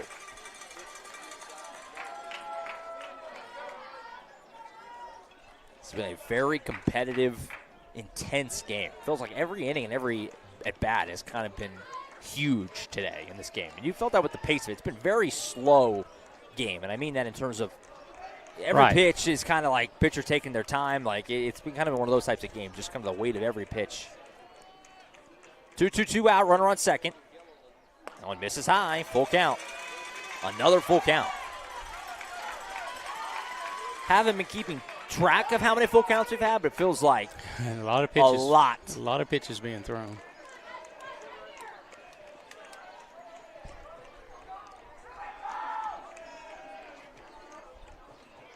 So the count full with 2 gone. Runner on second. After Gilliland is Charlie Tolley if the inning extends. 3-2. And excuse me, swing to first. Flip to first base, and he got him. At first, I thought that hit him, but it was an excuse me in on the handle. Defensive. Toward first base, so kind of tough luck there for Gilliland. I don't know if he was trying to necessarily swing at that. Coach is coming out and asking if he. That was an awkward-looking play, but it's going to go down as a ground out to first, and it's going to end the inning. So Bethany gets 1 back, but they'll still settle for that and be down by 1. And at the end of 4, Blanchard 4, Bethany 3. You're watching the 4A state semifinals on the Oklahoma Sports Network.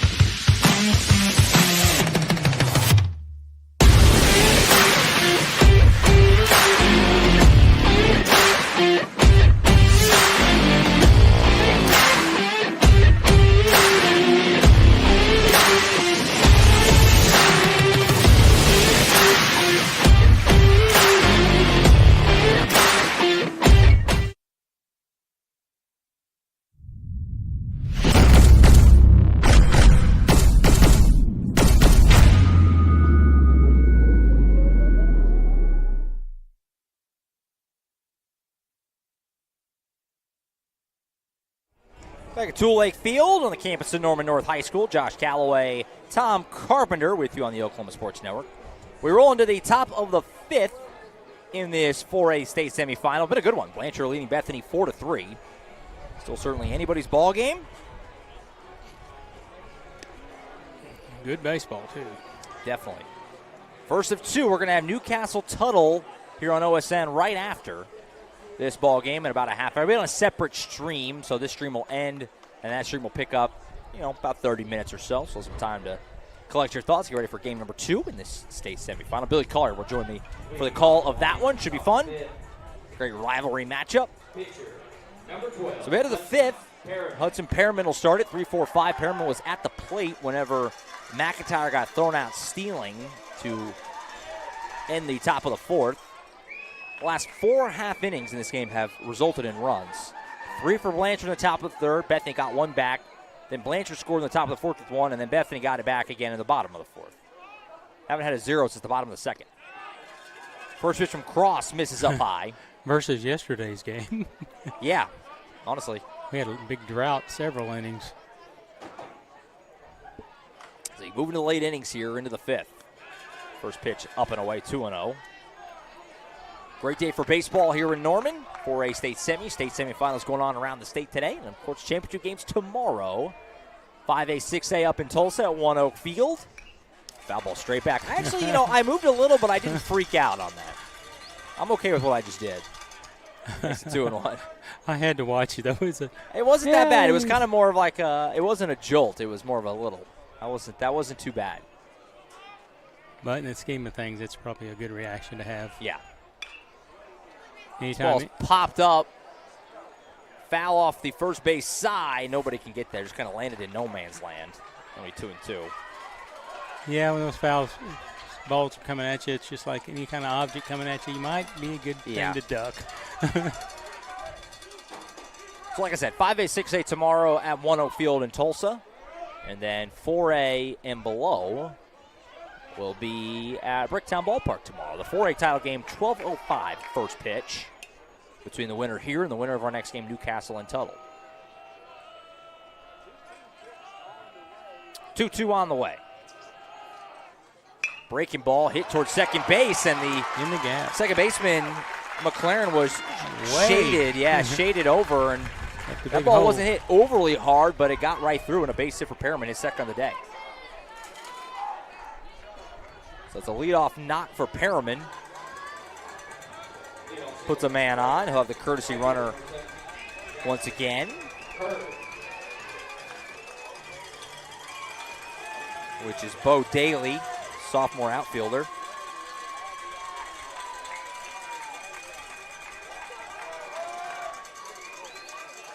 As it brings up Jackson Hurd. Hurd today, a walk and then a sac fly. So he's still 0 for 0, technically. But he's of a ribby. And the on-base percentage is going up. Fastball misses low. 1-0. Top of the fifth here in this 4A state semi. And it's close. It's a battle.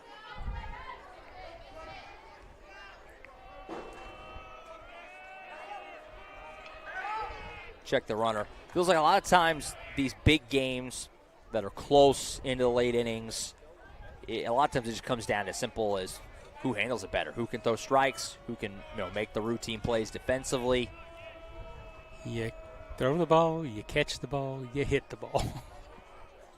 That one misses high. They'll check the runner on a back pick, but he's back in. It's a good throw by the catcher. Yeah, not bad. Gillen's got an arm, clearly. He does. He's been throwing his warm-up from down low to second base and making a pretty good shot. I never could do that. Counts 2-0 and timeout taken by Hurd. So a dangerous spot for Cross with a dangerous hitter up and a man on base and an advantageous count at 2-0.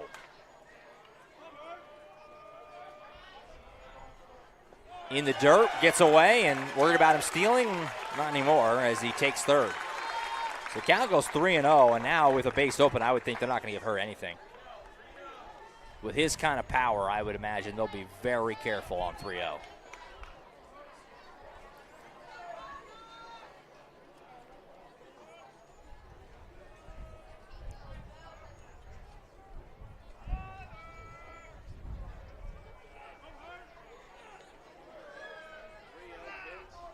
They actually gave him a fastball right down Main Street. Yes, he did. He was taken all the way. Goes 3-1. I'm surprised by that. I am too, because I as many as he hit out yesterday. I mean, that's just, he's on a roll with home runs. 3-1 in the dirt. Runner takes off and steals third. Bo Daly, the courtesy runner, making an impact. And Blanchard has got something cooking now. With runners on first and third with nobody out. So Hurd's been on base twice today, still 0 for 0. Got a timeout. Gonna do another visit to the mound. And we're gonna go talk to Brock Cross here. It'll be Court Pierce coming up in a big spot for the Lions. Try and add on to their lead.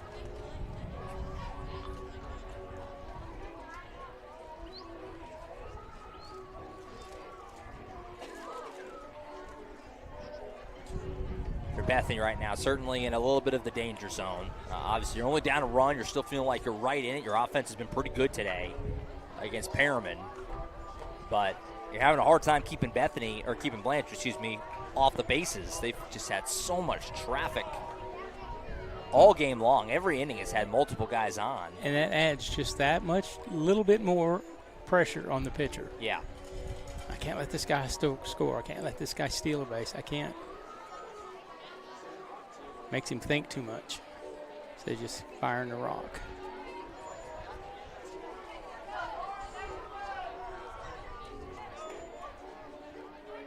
It's 3 visits for that coach. Is there a limit? Yeah, after 3, next time you come out, you got to change pitchers. Really? Okay. Unless if you change pitchers during one of your trips, it doesn't count. But he's umpire just single, that's 3. Feels like we've had about 10. Been a lot of meetings at the mound in this game. So back to it. Court Pierce in the box. He's going to show bunt. He takes in the dirt. It gets away. Wild pitch. Run scores.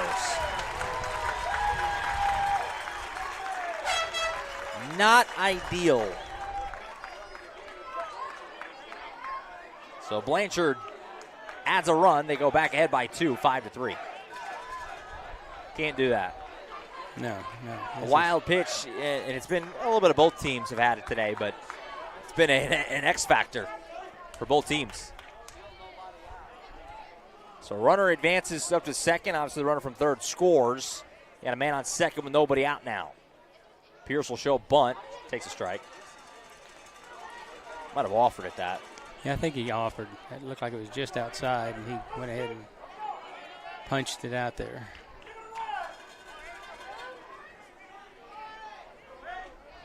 Five 5-3 lead for the Lions, 1-1. The count here in the fifth. Man on second, nobody out. Cross will check the runner back.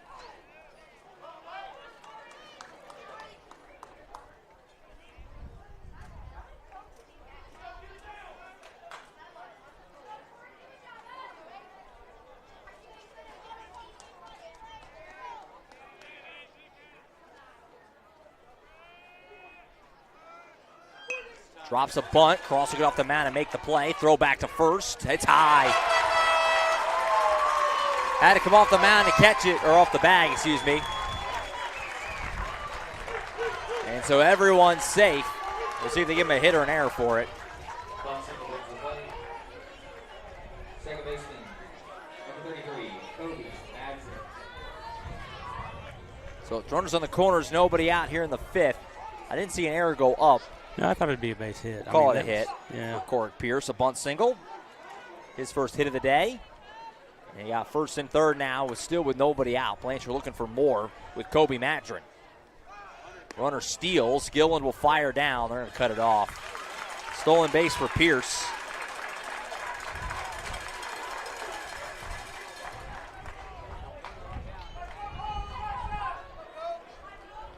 Bethany needs to realize there are no outs. Yeah, this is in danger of kind of snowballing here. Infield is in for the Broncos, so they're playing to try and cut down the runner if it came to that. Lions have now scored in 3 straight innings, make it 5 straight half innings in the game where we've had a run, at least one. This is up high, 2-0. Base hit probably makes this a 4-run lead.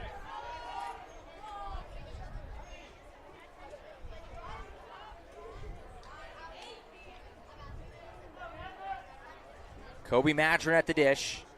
Reached on an error his first time, then drew a walk in his second trip to the plate. 4 straight runners have reached to start this inning for the Lions. Fastball inside edge for a strike, 2-1.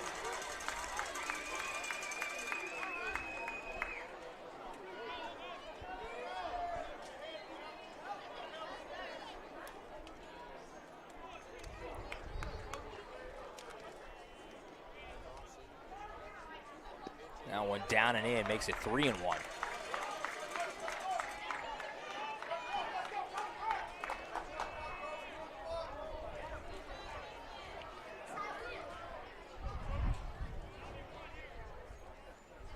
Lions with one across here in the inning and looking for more.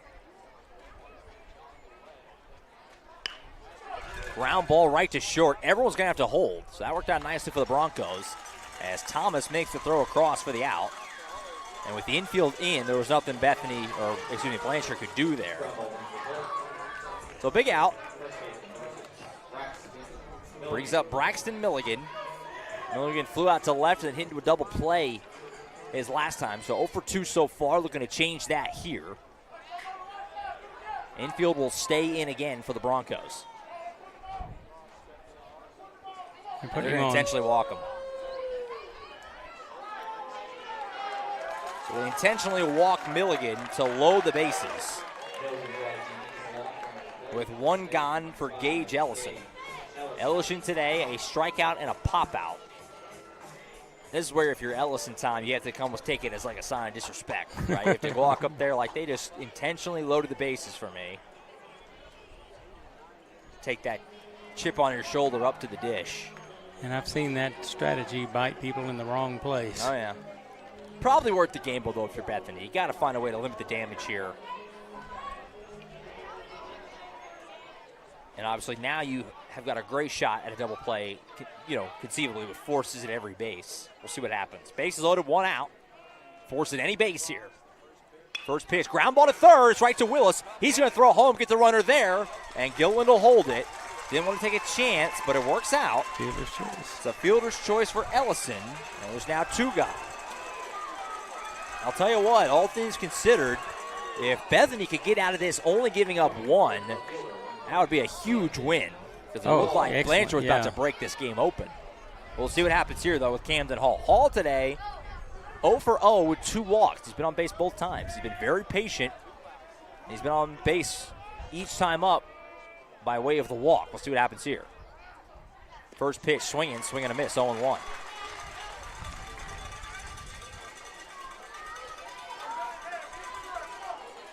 Bethany trailing Blanchard 5-3.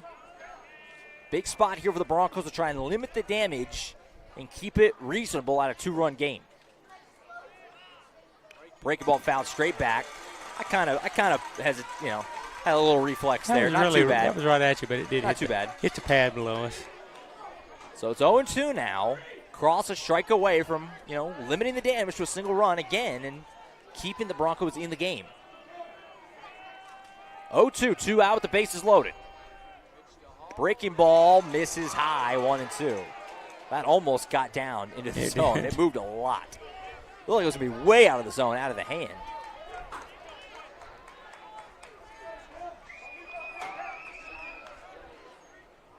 Try the 1-2 again. Got him swinging.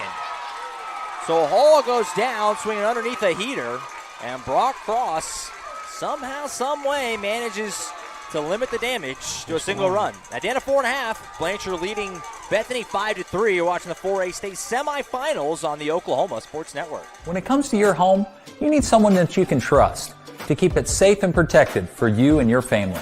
Vesta Foundation Solutions is your local, family-owned company that has helped many homeowners fix and protect their homes. Our engineered solutions can take care of all of your foundation repair, basement waterproofing, concrete leveling, and dirt crawl space repair needs. We take pride in getting the job done right, and you'll always be protected with up to a 75-year warranty. Contact us today for a free estimate.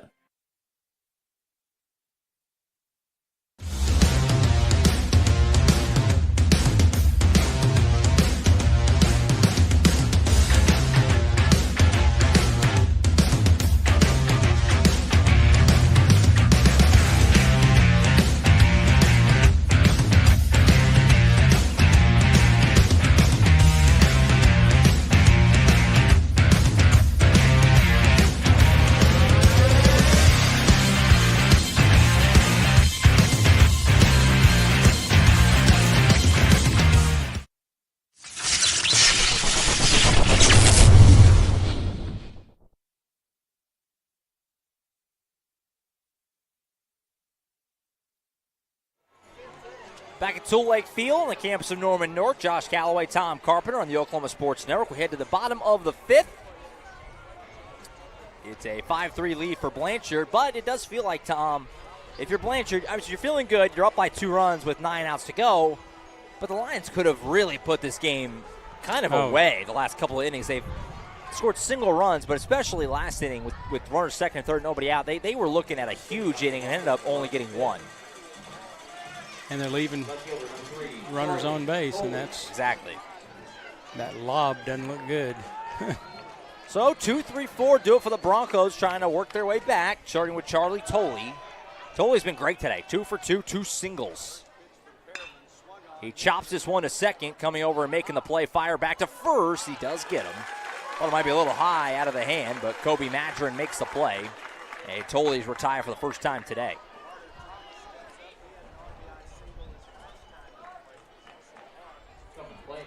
So a big leadoff out there, goes over to Carter Thomas. Thomas, so I'm pretty sure, is not recorded out yet in this state tournament. He's 1 for 1 with a walk and a single so far today against Perriman. He'll try and get the rally going here. Takes a cut and a miss, 0-1.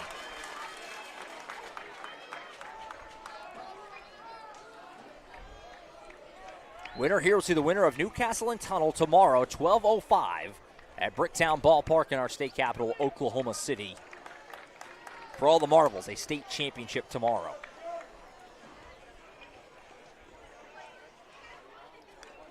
Oh, boy, that one was right in my face. That have broke your computer for that sure. That one would have been rough.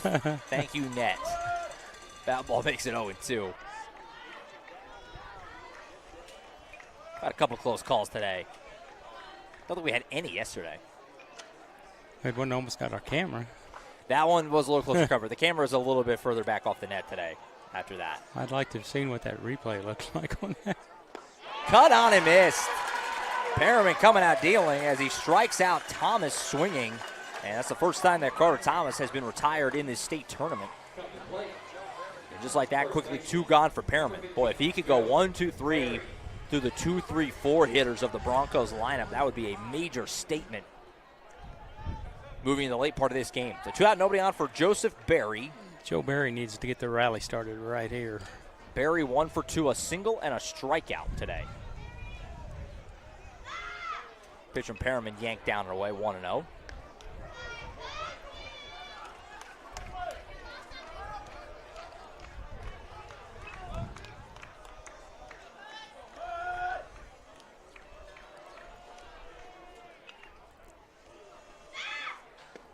Pitch in there for a strike. It's not what I called, he said. Yeah,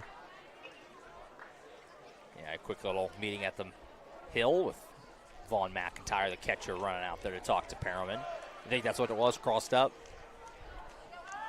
To me, I don't know any other reason for him to go out there.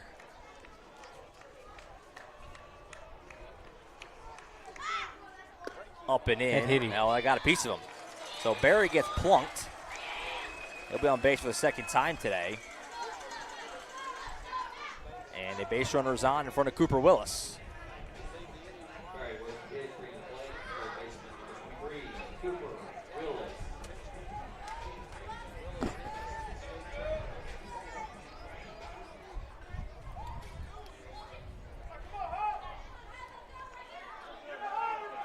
Willis was a little late getting out there, I think. So he's heading to the plate. Still kind of wrapping up his gloves. So Willis up as the tying run here in the bottom of the 5th. Mentioned had 5 straight half innings with a run. We haven't had a scoreless since the bottom of the 2nd. Perriman trying to deliver one here with another out. 2-run lead for the Lions. First pitch in for a strike. 0-1. That cloud cover is nice whenever it comes through. Only comes through briefly. Small clouds, but it is welcome. 0-1, down and away, 1-1. My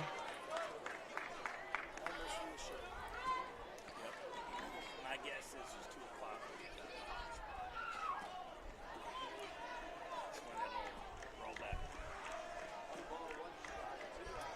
1-1 on the way. Misses high, 2-1. So Willis getting ahead here, trying to get something to hit, drive it, trying to get a rally really going for the Broncos here in the 5th, trailing by 2.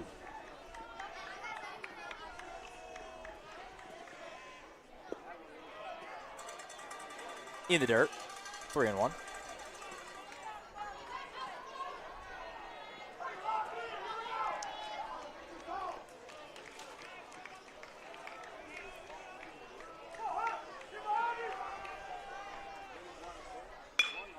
Ground ball to short, fielded by Pierce. Mishandle for a moment, throw to first. Didn't look like he got him, and he did. So Perriman out of the jam. Willis retiring on the ground to short. And a first scoreless inning in a while goes to the Lions. At the end of 5, it's Blanchard 5, Bethany 3. You're watching the 4A States Tournament, the semifinals on the Oklahoma Sports Network. Have you ever seen an insurance commercial and asked yourself, are they really telling me the truth? Well, guess what? They're not. Somebody runs a red light, and you think all of a sudden their insurance company's going to be all neighborly about it? Insurance companies aren't in the business of saving you money. They're in the business of keeping your money. So remember, save our number in your phone so when tragedy strikes, call Rob and Will.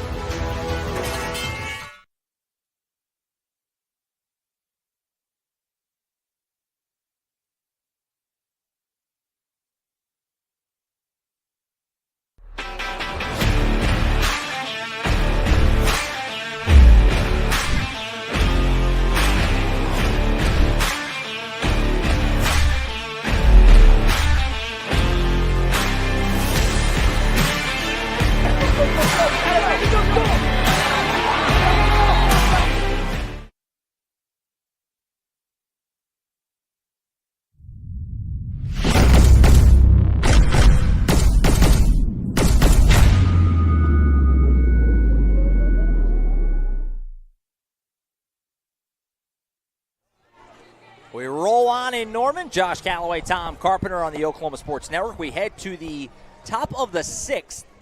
5-3 lead for Blanchard on top of Bethany in this 4A state semi. 6 more outs for the Broncos to work with. Still got time, but running out a little bit. 2 more innings to work with.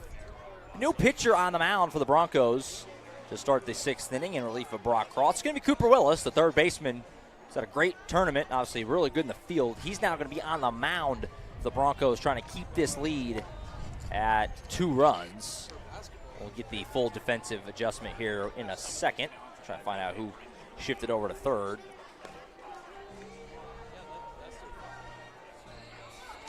Looks like Tolley is now at third, with Reither shifting from center to left and Brock Cross in center. So there you have it. So Tolley continuing to do it all, Tom. He's now going to play third base for you tonight. Top of the order, do it for the Lions. Starting with Brayson Carter. Kind of a weird day for Carter. Got hit right in the helmet on the first pitch of the game. Then he drew a walk. Then he had a laser beam in his third at-bat, but right to Cooper Willis at third for an out. So he's technically 0 for 1, but he's been on base twice. But probably his best at-bat was the one time he made an out. Kind of a weird day for him. Take strike 1 from Cooper Willis. It's a good way to look at it. Yeah. I mean, you hit the ball that hard, you got to just kind of live with it. Cut and a miss, 0-2. You get change okay. Winner to the 4A title game tomorrow at 12:05 at Bricktown Ballpark. Just past the 2-hour mark in this game. Breaking ball, line drive into left field. It's a base knock for Carter. So this time his hard contact is rewarded. He's got a lot of speed. He'll cruise into second base. So leadoff double for Carter, his first hit, and the Lions got something cooking again here in the 6th. Blanchard hasn't been held scoreless since the 2nd inning. The offense has been rolling, and even then they had guys on base. They've had traffic all day. Easily could have a lot more runs than the 5 that they do. That's credit to Bethany pitching, doing a good job navigating guys on base throughout the day, but hard to get away with that over and over against a team as good as Blanchard is. 33-1 record. You don't kind of fall into that. So here comes Vaughn McIntyre. McIntyre 1 for 3 today with a single. Struck out looking his first time and reached on an E1 today. See what he can do here with a man on second and nobody gone in the 6th. Shows bunt. He'll drop it. Foul off the third base side.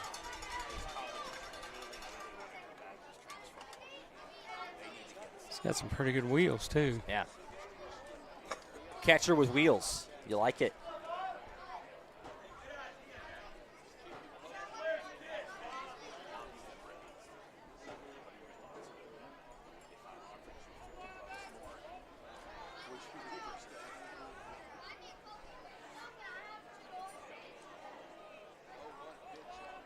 Oh, 0-1 on the way from Willis to Vaughn McIntyre. Shows bunt again, but he'll pull it back. 1-1.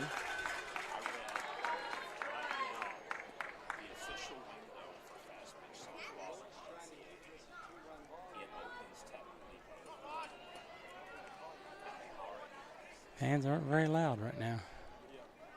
We're 2 hours deep. 1-1 coming. McIntyre takes way up high. Good job by Gilland. Get up and catch that. He snagged that one for sure. 2-1.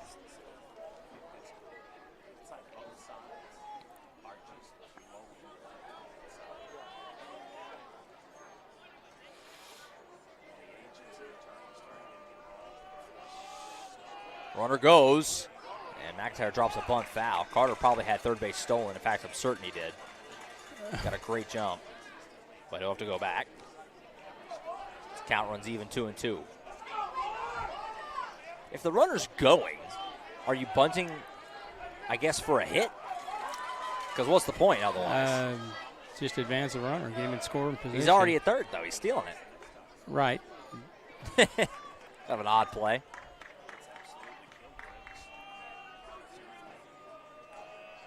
Two-two.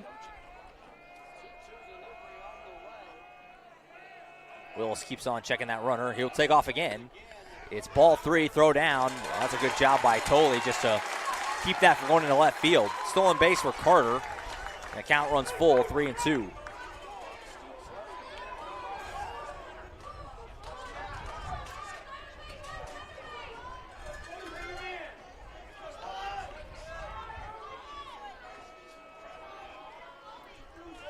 Man at third base, nobody out, full count now on Vaughn McIntyre.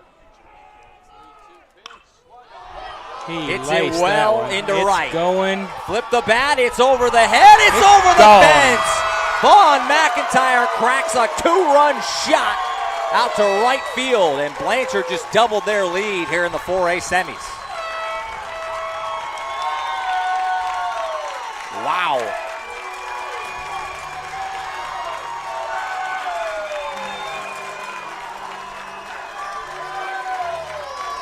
Well, we talked about it. The wind is blowing straight out to right field. And when you hit a ball that well, it's got a chance. And it gets out over the fence and right. And just like that, the Lions have now scored a touchdown in this game. And they lead it 7-3. That's a huge swing, obviously, Tom, to go from 2 to 4. Yes, sir. Well, it just means Bethany's got to wake up and get the sticks going. First pitch to Perriman is up high. Perriman been great today, having a good day on the mound, obviously, and he's got 2 hits, 2 for 3 at the dish. That one runs inside and hits him. Not going well for Cooper Willis right now, as Perriman is plunked. He's going to get the runner for him. Courtesy runner Bo Daly, who we've seen throughout the day when Perriman gets on. Courtesy runner Bo Daly, number 44.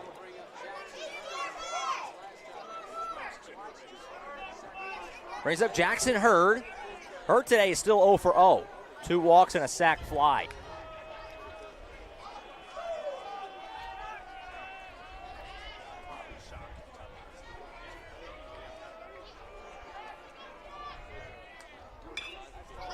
This one is popped up. It'll get out of play down the right field line. 0-1.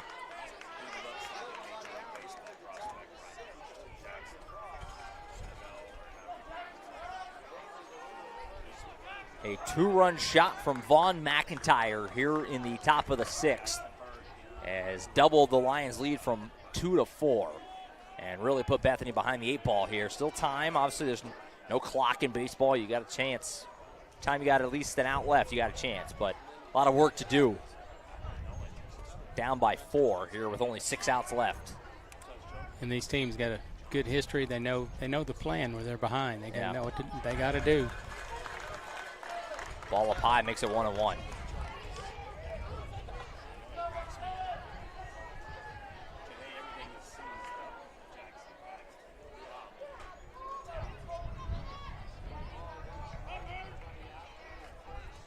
That one outside, 2-1.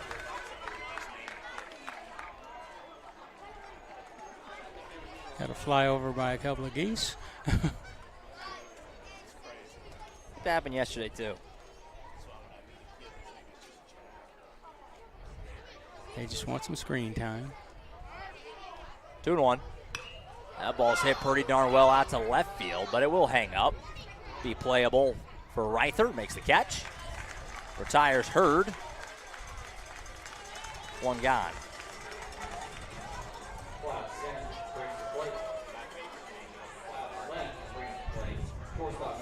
Brings up Corrick Pierce.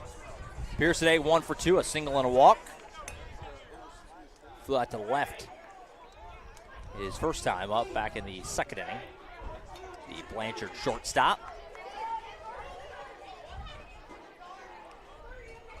Lions moving in on potentially advancing the state championship game tomorrow.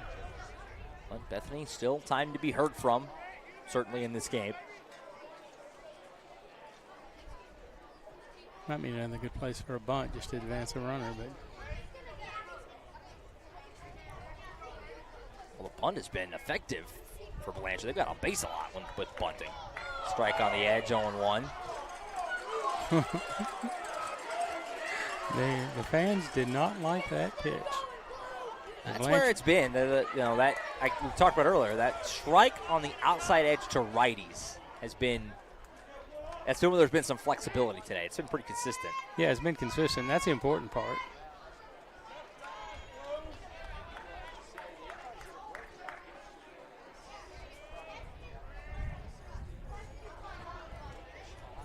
Blanchard leads 7-3. Josh Calloway here with you in Norman. Tom Carpenter alongside. Breaking ball up high, 1-1. For a state semifinal here on the Oklahoma Sports Network. Appreciate everyone being tuned in on Friday. If you can't be here, obviously keeping up on OSN and probably a little distracted at work, I'm sure some people. Foul ball back, 1-2. We'll be here tomorrow, we hope. Not here. Not here, but at the Brick. And if you want to avoid that Brick traffic, Bricktown traffic is not fun. Went to a Comets game and didn't think I was ever going to get home. 1-2. Ground ball through the left side. The runner was going. And so Thomas vacated the hole and it went right through. Daly easily goes to third. Smartly, Pierce goes to second. Second hit of the day for Pearson. It's going to be second and third with just one gone. And Blanchard is in danger, or Bethany's in danger, I should say, of Blanchard really breaking this thing open. Second baseman, number 33, Kobe Adrian.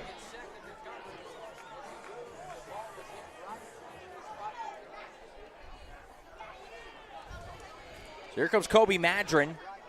Madron today reached on an error, walked, and then grounded out to short. So officially 0 for 2. Could probably pick up a pair of ribbies with a base knock here. One gone in the top of the 6th. 7-3 lead for Blanchard. Fastball just outside.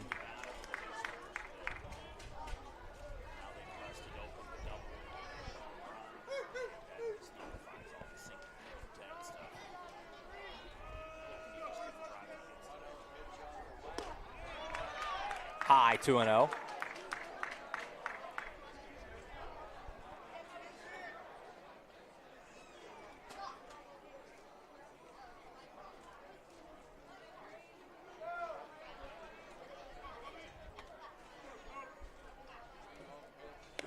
Nice pitch. Right on the black, 2-1. Been calling it all day. Both sides.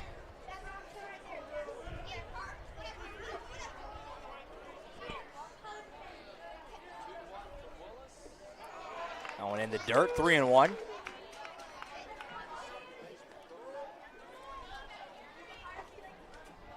There's on second and third base. One gone here and a good count to hit for Kobe Madron.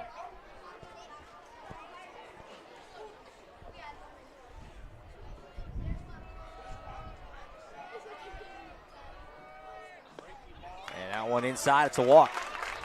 So this inning is just not going as planned for Willis, as the bases are now loaded with one gone.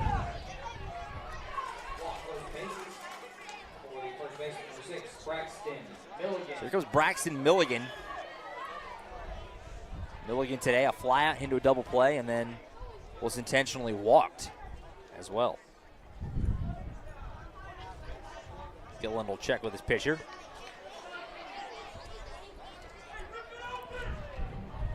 Suddenly, too, I mean, we're not to that point yet, but if Blanchard were to get up into an 8-run lead, which, you know, Milligan is there, we're talking run rules a little bit here, Tom. Still a ways to go before we get there, but that's something to keep in mind. He'll foul the first one back.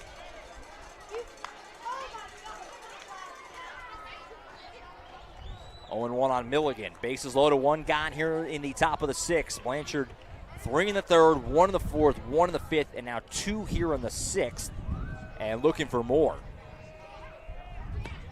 Swings underneath that heater, 0-2.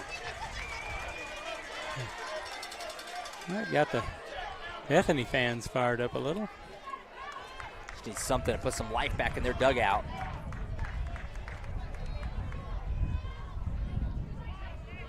Work to do down by 4. Willis hit back pitch. On an 0-2 pitch, he runs in and hits him. So that's a run. Makes it 8-3 Lions. And certainly looking for more still. And he gets an RBI for that. Hard earned. Gotta wear it, but you'll take it. Brings up Gage Ellison. Ellison today, 0 for 3. A strikeout, a pop out, and a fielder's choice. But again, we're not at that juncture yet, but now you have Milligan on. If he comes around, you're leading by 8, and Blanchard could try to finish this in the bottom half. Right? 8 after 5. Right. Is that correct, Tom? It's 10 after 5. I thought it was 8 after 5. My apologies. No. Normally. Get mixed up. I cover too many sports. Any non-district thing, it's 8 after 5, and sometimes they go 12, 10, and 8 after 3, 4, and 5. It depends on how much they want to get their kids into play, but sometimes it's ridiculous, and you got to have that. But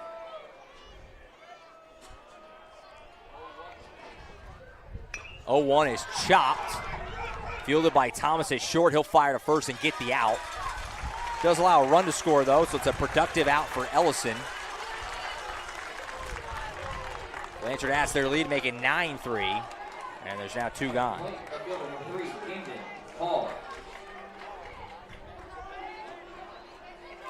That'll bring up Camden Hall. Hall today 0 for 1, 2 walks and a strikeout. As the Lions have scored 4 runs here in the top of the 6th to balloon their lead to 6 runs at 9-3. Mentioned at the top, but this Lions team, 33-1 record, just 1 loss all season long. And they are close to taking that moniker with them into the championship game tomorrow afternoon at Bricktown Ballpark. they definitely have tradition. Always here, always in the mix. Obviously, we were in the championship game a year ago, losing to Marlowe.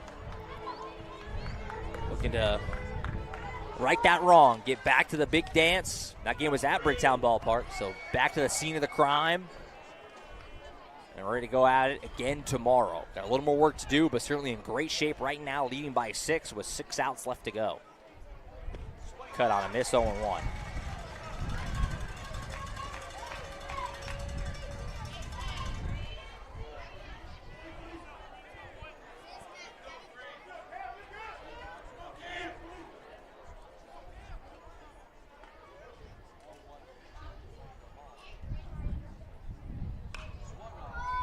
Ball is popped foul, 0-2. So Willis a strike away from mercifully ending this top of the 6th.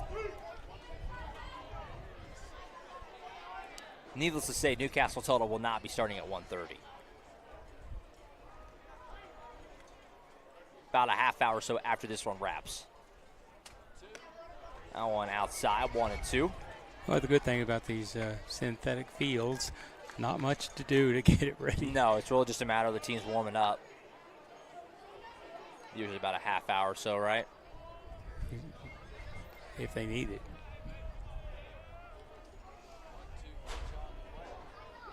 Cut on a miss. So he strikes him out to end the inning, but not before Blanchard scores 4 runs to push their lead to 6. After 5.5, Blanchard leading Bethany 9-3.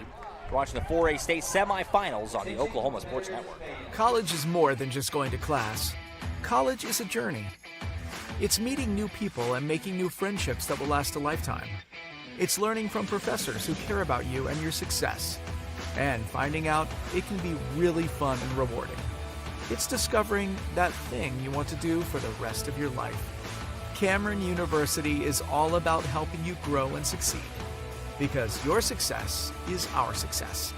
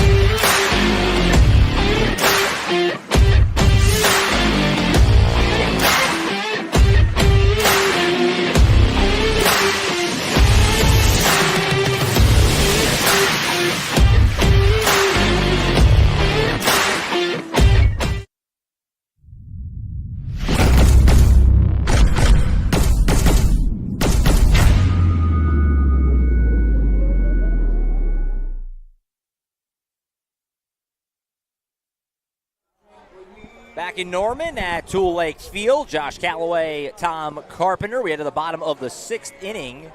It's a 9-3 lead in favor of the Lions. Bethany with 6 outs left to work with, try and keep this thing going. It'll be 6, 7, 8 due up for the Broncos in the bottom of the 6th, starting with Brody McLaren against Hudson Perriman, still on the bump for Blanchard. Brody struck out twice. Need to get him going. He said 0 for 2, 2Ks, both looking. Oh. First pitch swing, and he lofts this out into center. Should be playable out there, and it is. So 1 pitch, 1 out in the bottom of the 6th. Brings up Andrew Tabor. Tabor today, a fly to left and a ground out to first. It took a little time for the Blanchard offense to get going today. First 2 innings, didn't score. Had some base runners, but no hits. But since then, they've had it rolling.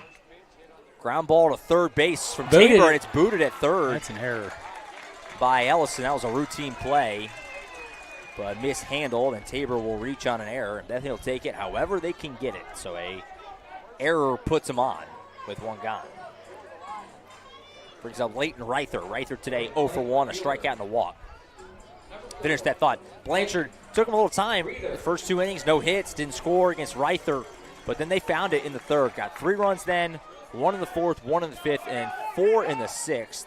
And they've had guys on base. Like you said earlier, the lob column left on base is probably pretty high today, and that's still with 9 runs on. It's been one of those days for Blanchard. They've just had guys on base all day long, whether it's been from base hits or drawing walks, whatever it may be.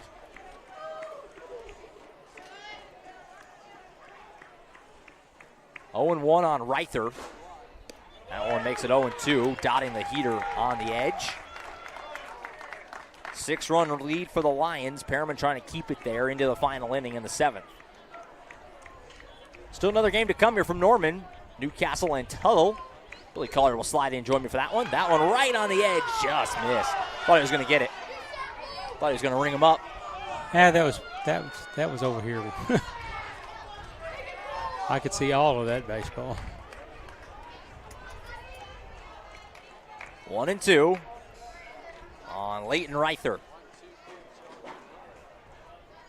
Low and away, 2-2. Reither started this game on the mound. 2 good innings to start, but got away from him a bit in the 3rd. They went to Brock Cross. Did a good job limiting the damage in that 3rd. Reither then went out to center, and now he's over to the left. 2-2 heater right down the middle. Wasn't ready for it. Struck him out looking. Got to be ready for that. Yeah, he was looking off speed and just got frozen by the gas. And he strikes out Reither looking for the 2nd time tonight. So now Brock Cross. Brock Cross is 1 for 2 today. A ground out back to the pitcher and a single.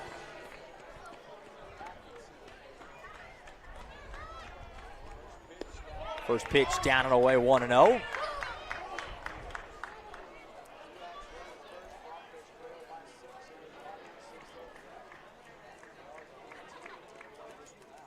That one's up and away, 2-0.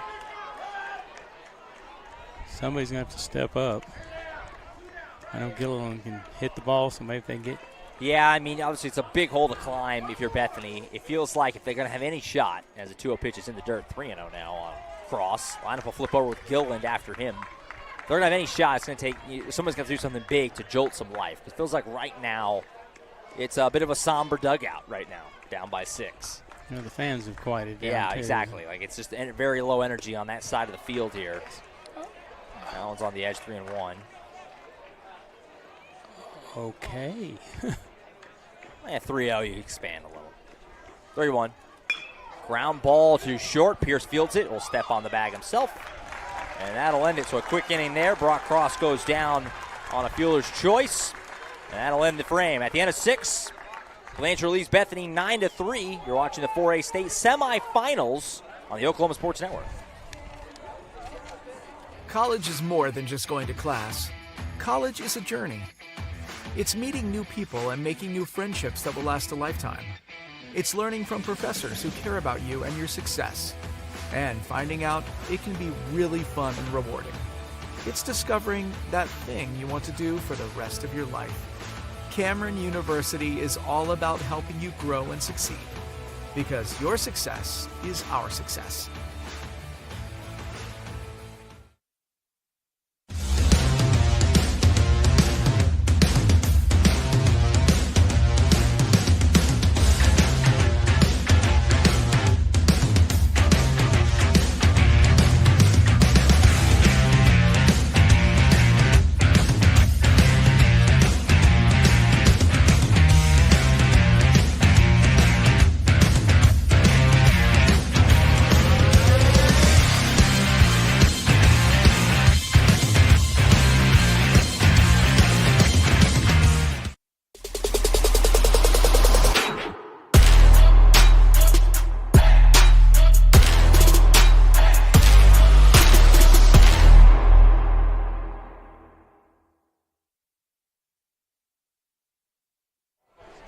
Back here in Norman, Josh Calloway, Tom Carpenter, the Oklahoma Sports Network. We head to the 7th. Blanchard leading Bethany 9-3. Now pitching for the Broncos, number 10, Matthew Wilson. Another new pitcher on the mound here for Bethany. As now into the ball game is, let's see, we got to get this pulled up. Number 10 for the Broncos, which is Matthew Wilson, senior lefty coming in to throw the 7th here in the state semi. Trying to hold the deficit at 6 runs to give Bethany as good a chance as they can have at this point. Trying to make a big rally in the bottom half. Due up for the Lions here will be the top of the order. Brayson Carter, Vaughn McIntyre, Hudson Perriman, 1, 2, 3 in the 7th. After this ball game, we'll have obviously an intermission, a break. This stream will close, and then in about 25, 30 minutes-ish, we'll get it rolling on game number 2 of the day here from Norman with Newcastle taking on Tuttle. Should be a fun one. Be a good game. Not that this one hadn't been, but yeah, kind of got one-sided there after about the 5th inning or so.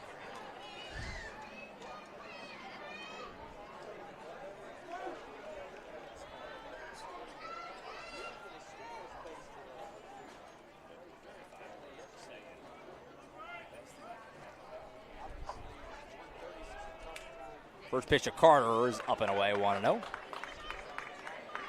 So Wilson, the senior lefty, getting a chance to get in here and throw in the state tournament. Obviously right now looking bleak for Bethany, down by 6 runs still. I mean, never know, but cool for the senior to get in and throw an inning in the state semis from a big crowd. Pitch misses up high, 2-0.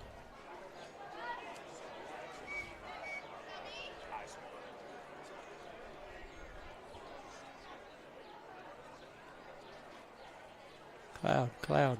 I know, I'll take it. The shade is moving in. Little by little, the shade is moving in for us, and it's going to be wonderful whenever it's all the way there. Can't wait. Our chairs are almost in the shade, so that's going to be good.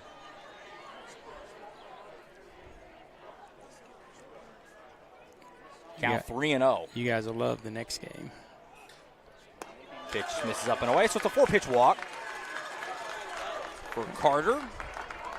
Carter's been on base 3 times today. Actually 4 times. And the only out was that laser to third base. That's what you want from a leadoff man, getting on base. Brings up Vaughn McIntyre, who has one of the big swings of the day, if not the big swing of the day, a 2-run towering blast. Last inning in the 6th. His second hit of the day. He's 2 for 4, single in that aforementioned homer. Carter over on first base dances off. McIntyre will show bunt. Takes inside 1-0.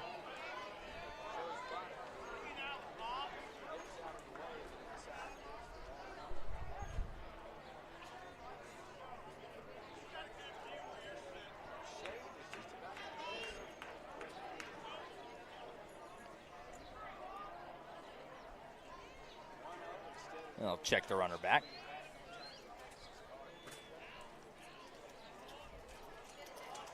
Coach was asking if he was out of the box, and he likes to get right up on that line. He does. 1 foot has to be completely out of the box.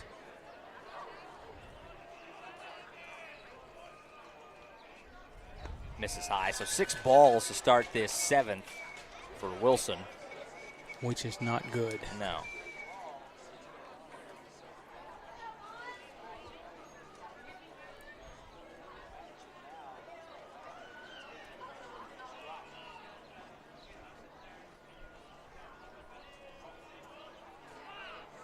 That was a strike.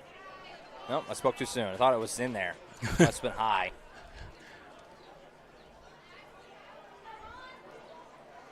I just don't have the angle. I didn't even see that where that pitch Had to have ended. been high. It was right down the middle, it looked like to me. But probably a tick high. Well, top of the zone is not where everybody thinks it is. It's midline between the top of your belt and your breast bone right there, and it's like a midline. It's different on different people, but I usually try to measure up the kids where the bottom of his knees are and the top of my zone is going to be at.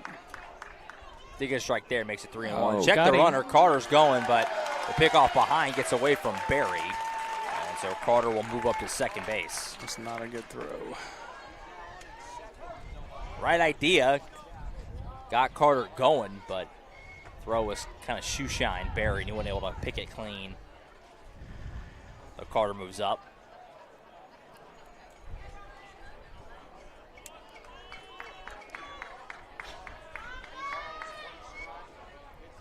(3-1) is on the edge.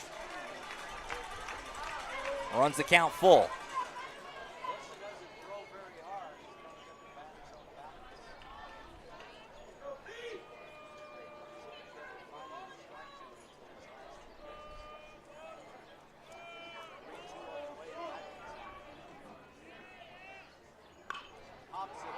Popped really high in the sky. Goes right to second base. Should be filled without a problem, and it is by McLaren. There's one gone.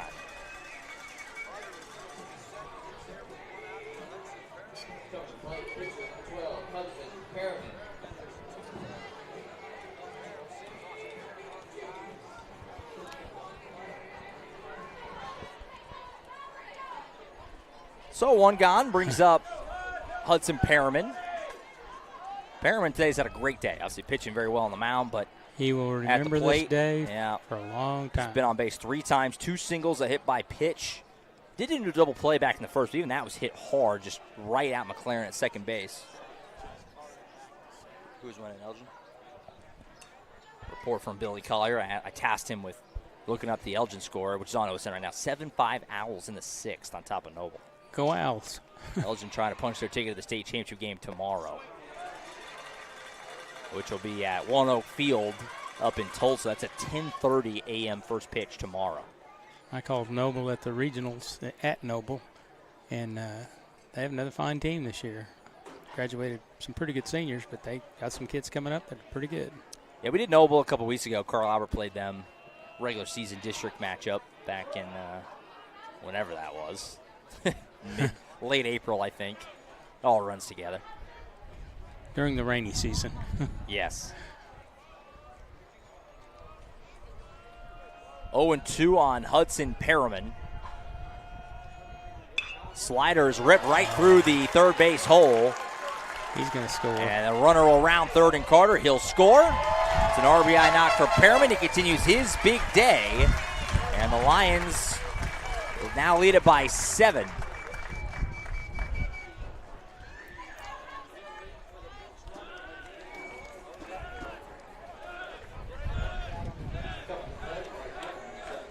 It's a good piece of hitting, right? The slider going in on him, and he just went right with it, pulled it right through the big hole on that side.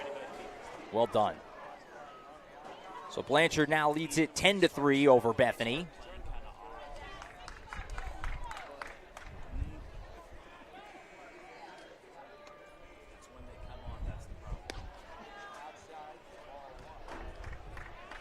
First pitch outside for a ball, 1-0 on Jackson Hurd.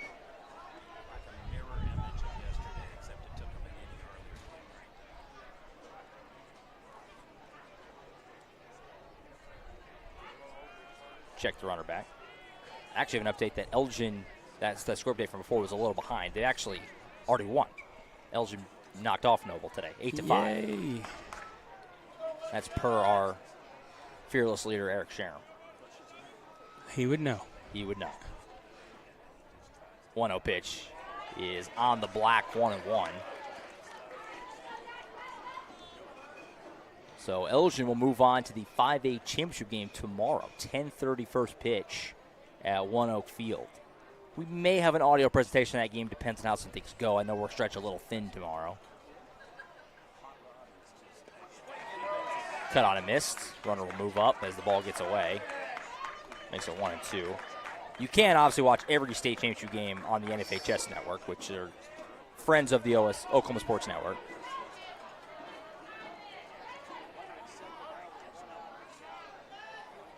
They'll have that broadcast tomorrow as well as the 6A game after.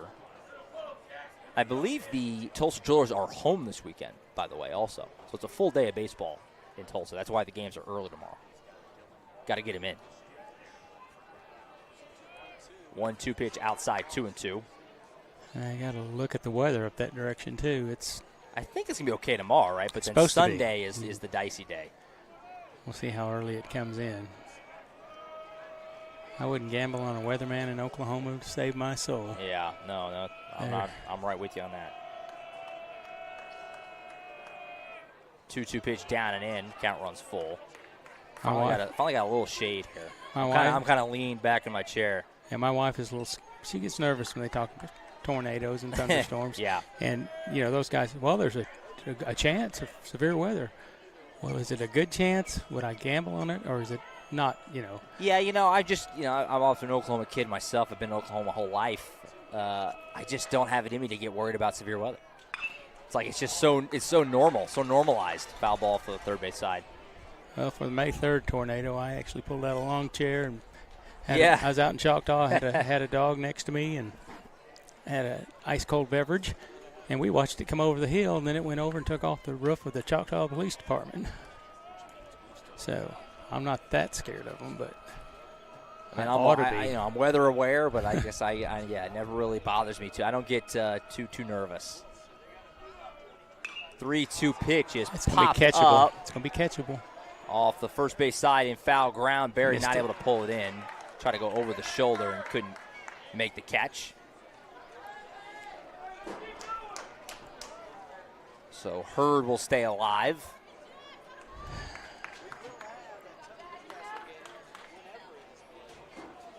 (10-3) lead for the Lions on top of Bethany.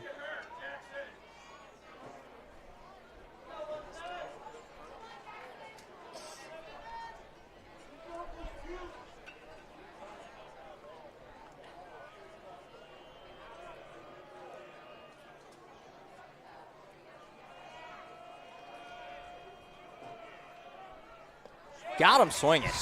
Nice pitch there. Got him to swing right over the top of it. It's a nice pitch for Wilson.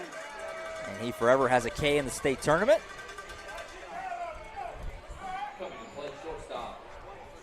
Two gone for the shortstop, Cork Pierce. Pierce today, 2 for 3, 2 singles and a walk. So it's been a good day for the Lions shortstop. He's going to change him. Yeah, Wilson's going to come out. We're going to have another new pitcher. And so we'll step aside. Probably going to be another senior, I'm guessing.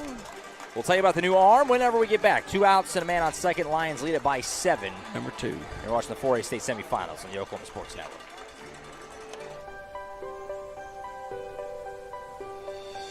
If you've lived in Oklahoma long enough, you'll know that we get extreme weather. With that extreme weather comes hail damage to your roof and an insurance claim. When that happens, there's not a better company to deal with on your insurance claim than Cantrell Roofing and Construction. Since 1987, Cantrell Roofing and Construction has proven to be the best in the business, and always remember, got hail? Call Cantrell. Call them at 405-642-8558. When it comes to your home, you need someone that you can trust to keep it safe and protected for you and your family. Vesta Foundation Solutions is your local, family-owned company that has helped many homeowners fix and protect their homes. Our engineered solutions can take care of all of your foundation repair, basement waterproofing, concrete leveling, and dirt crawl space repair needs. We take pride in getting the job done right, and you'll always be protected with up to a 75-year warranty. Contact us today for a free estimate.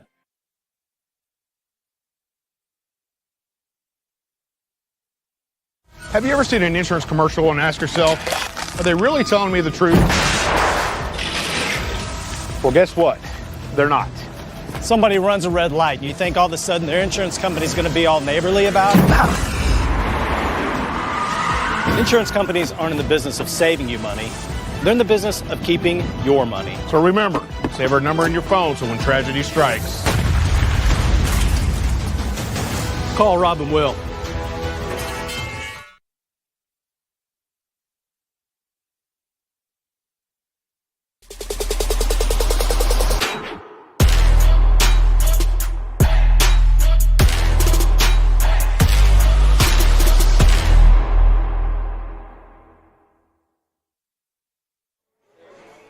Back in Norman, Josh Calloway, Tom Carpenter, top of the 7th here as Blanchard leading Bethany 10-3.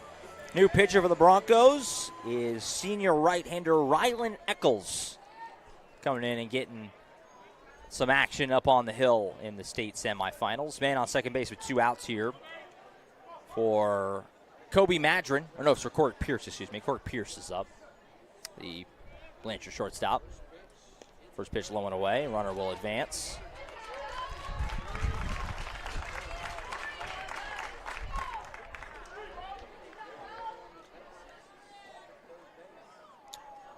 Like we said with Pierce, been on base 3 times today. 2 singles, a walk, and a fly out to left. It's been a good day for him that he'll look to take into tomorrow's title game, assuming Blanchard can hang on to the bottom half. Breaking ball dotted on the corner, 1-1.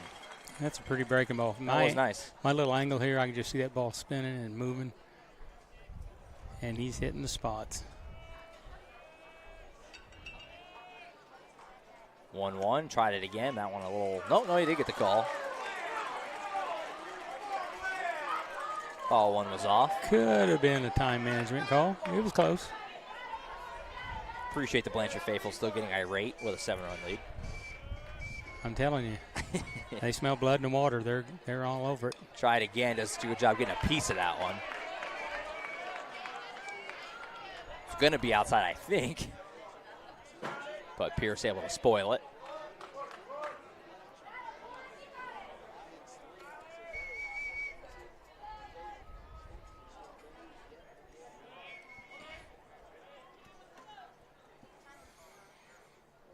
One, two, tried again, fouled off again.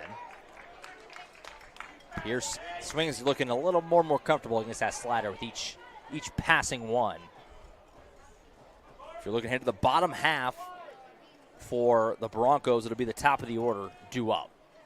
Gilliland, Tolley, Thomas in the bottom of the 7th. 1-2, tried again, ground ball towards short. Fielded by Thomas, throw across, he beats it out. RBI. Pierce has his 3rd hit of the day, and it's an RBI single. 2nd RBI for him, I believe. I've marked it right. 1, 2, 3. The lead extended to 11-3. Yeah, it looks like we may get to that run rule after all. Well, we're in the 7th now. So. 1 after 7. Yeah. Kobe Madron now up. Madron's been on base twice on 2 walks, but 0 for 2 officially. Slider in there for a strike, going 1.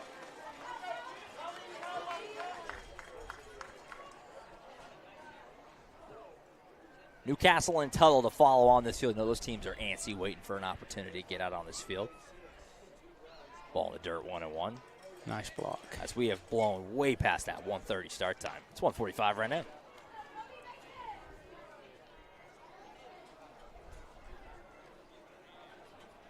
My wife's going to think I stopped at the casino. Yeah. It was taking you so long. Yeah, we're going to get close to a 3-hour baseball game, which is hard to do. High school baseball. 1-1 is in there for a strike, 1-2.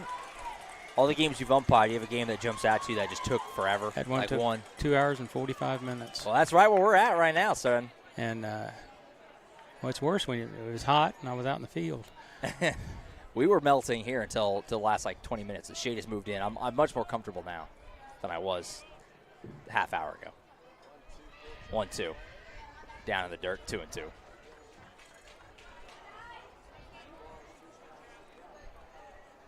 It was great at the yard. Even though it's a long game, it was a little hot. fun to be at the ballpark, no matter where it is, what level. Newcastle Tuttle, still one more to come here from Norman. 2-2 pitch. Breaking ball, cut on and missed. So a strikeout for Eccles. Just like Wilson, he has a strikeout in the state tournament. Can't ever take that away. That'll end the top of the 7th. We go to the bottom half. Bethany needs a big rally, down by 8. They got 3 outs to get it. 4A state semifinals on the Oklahoma Sports Network. College is more than just going to class. College is a journey. It's meeting new people and making new friendships that will last a lifetime. It's learning from professors who care about you and your success. And finding out it can be really fun and rewarding. It's discovering that thing you want to do for the rest of your life. Cameron University is all about helping you grow and succeed. Because your success is our success.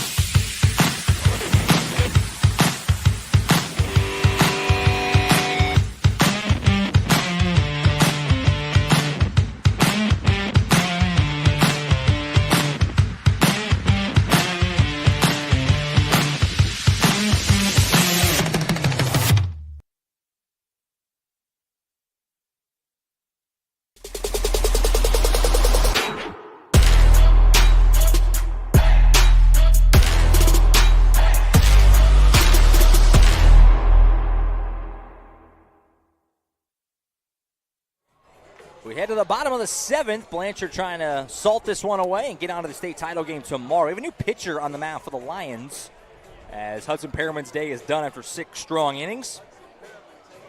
It'll be sophomore right-hander Wyatt Pendergraft on the mound for Blanchard, trying to get these final 3 outs and send the Lions to the championship game tomorrow. For the Bethany Broncos, due up will be the top of the order. Judson Gilliland, Charlie Tolley, Carter Thomas. So obviously a steep mountain to climb, Tom, but you got the right part of the order to do it if you're going to try and start something with the top of the order. Yep, and Gilliland's a good one to have. Yep.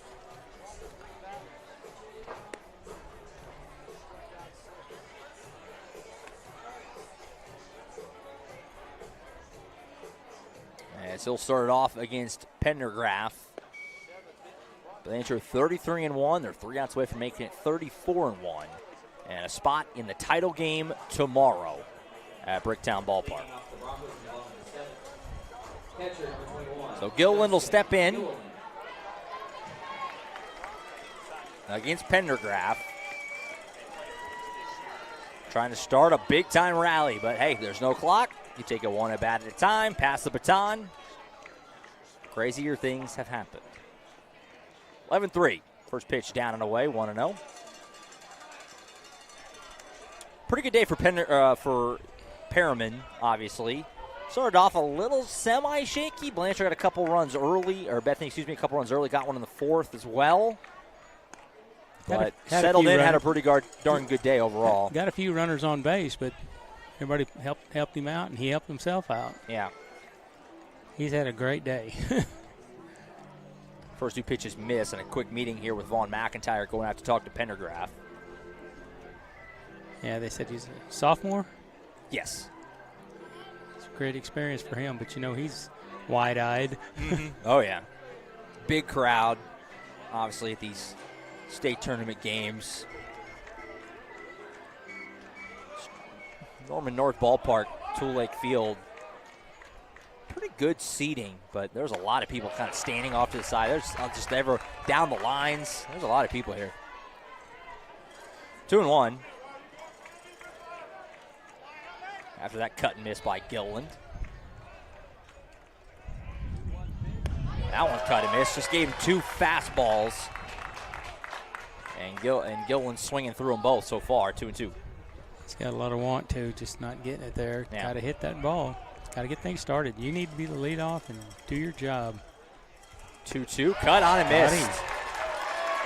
What a bounce back by Pendergraft. He goes 3 straight strikes after falling behind 2-0, and he strikes out Gilliland. So Gilliland will close out his day 1 for 4. Gilliland will be back next year, just a junior. Really good ball player, good football player, too, like we've talked about. He'll be back next season for the Broncos. Brings up Charlie Tolley. Tolley 2 for 3.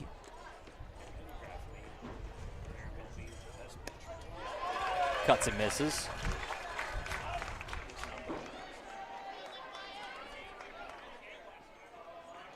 Against Pendergraft.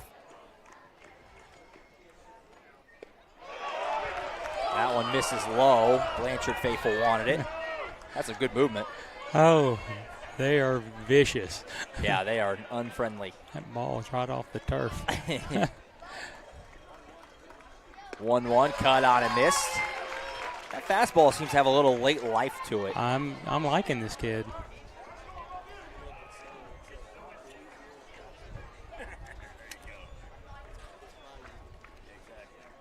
One-two pitch. Outside 2-2.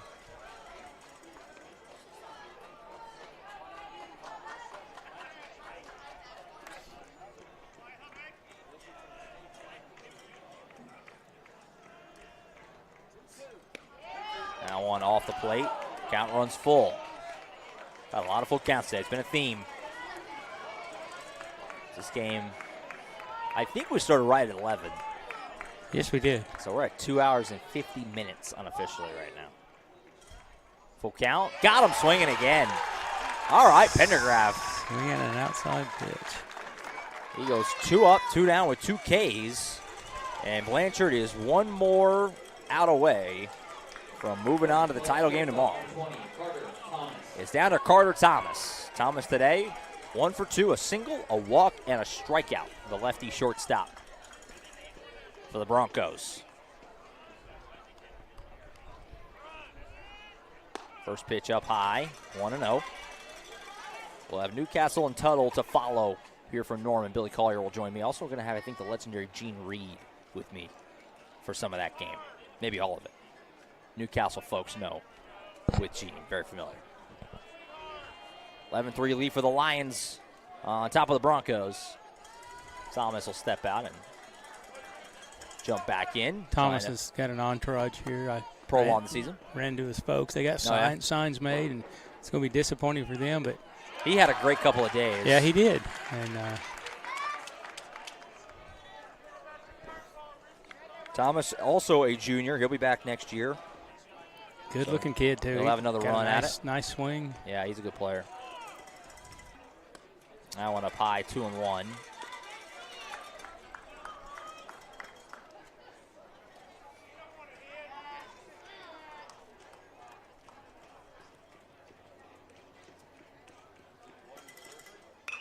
Fouled off the left side.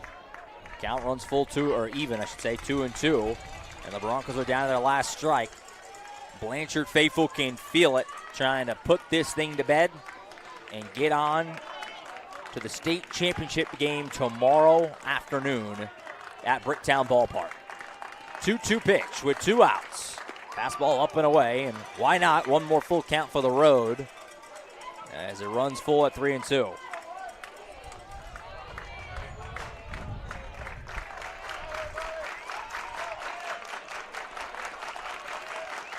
Two outs. Pendergraft trying to finish it.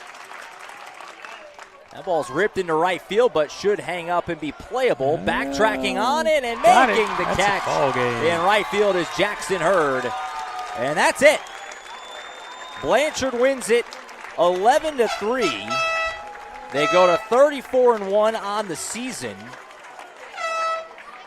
and are on to the state championship game tomorrow. Bethany will finish the year at 29-6. Obviously a phenomenal season. You reached the state semis, but came up short today. Obviously, Tom, final thought from you. Blanchard just, again, they had traffic on the bases all day long. Their offense was unrelenting. That was obviously the difference. They would not let up. I mean, they got one run. Every at-bat. They get guys back on base. They get another run. They didn't miss any opportunities. They did the job. No doubt about it. Bethany had missed a few opportunities. Yeah. Every at-bat all day long. Blanchard grinding out. A lot of long ABs, a lot of base runners. It just never came easy for Bethany on the mound today. And that was obviously the difference. Blanchard wins it 11-3. And they're on to the championship game tomorrow. Well, that's it for Tom Carpenter. I'll be back in about a half hour for Newcastle and Tuttle here from Tool Lake Field in Norman, Oklahoma. That'll be on a separate stream, so if you're on oksportshead.com or YouTube, wherever you're watching, this stream is going to end. Don't panic. The new one will go up live in about 20, 25 minutes or so. And Billy Collier and myself will be with you for that one as Newcastle battles Tuttle in the other second semifinal in 4A here from Norman. That's it. For Tom Carpenter, I'm Josh Calloway signing off. Thank you so much for watching this presentation of the 4A state semifinals on the Oklahoma Sports Network. Good afternoon, everybody.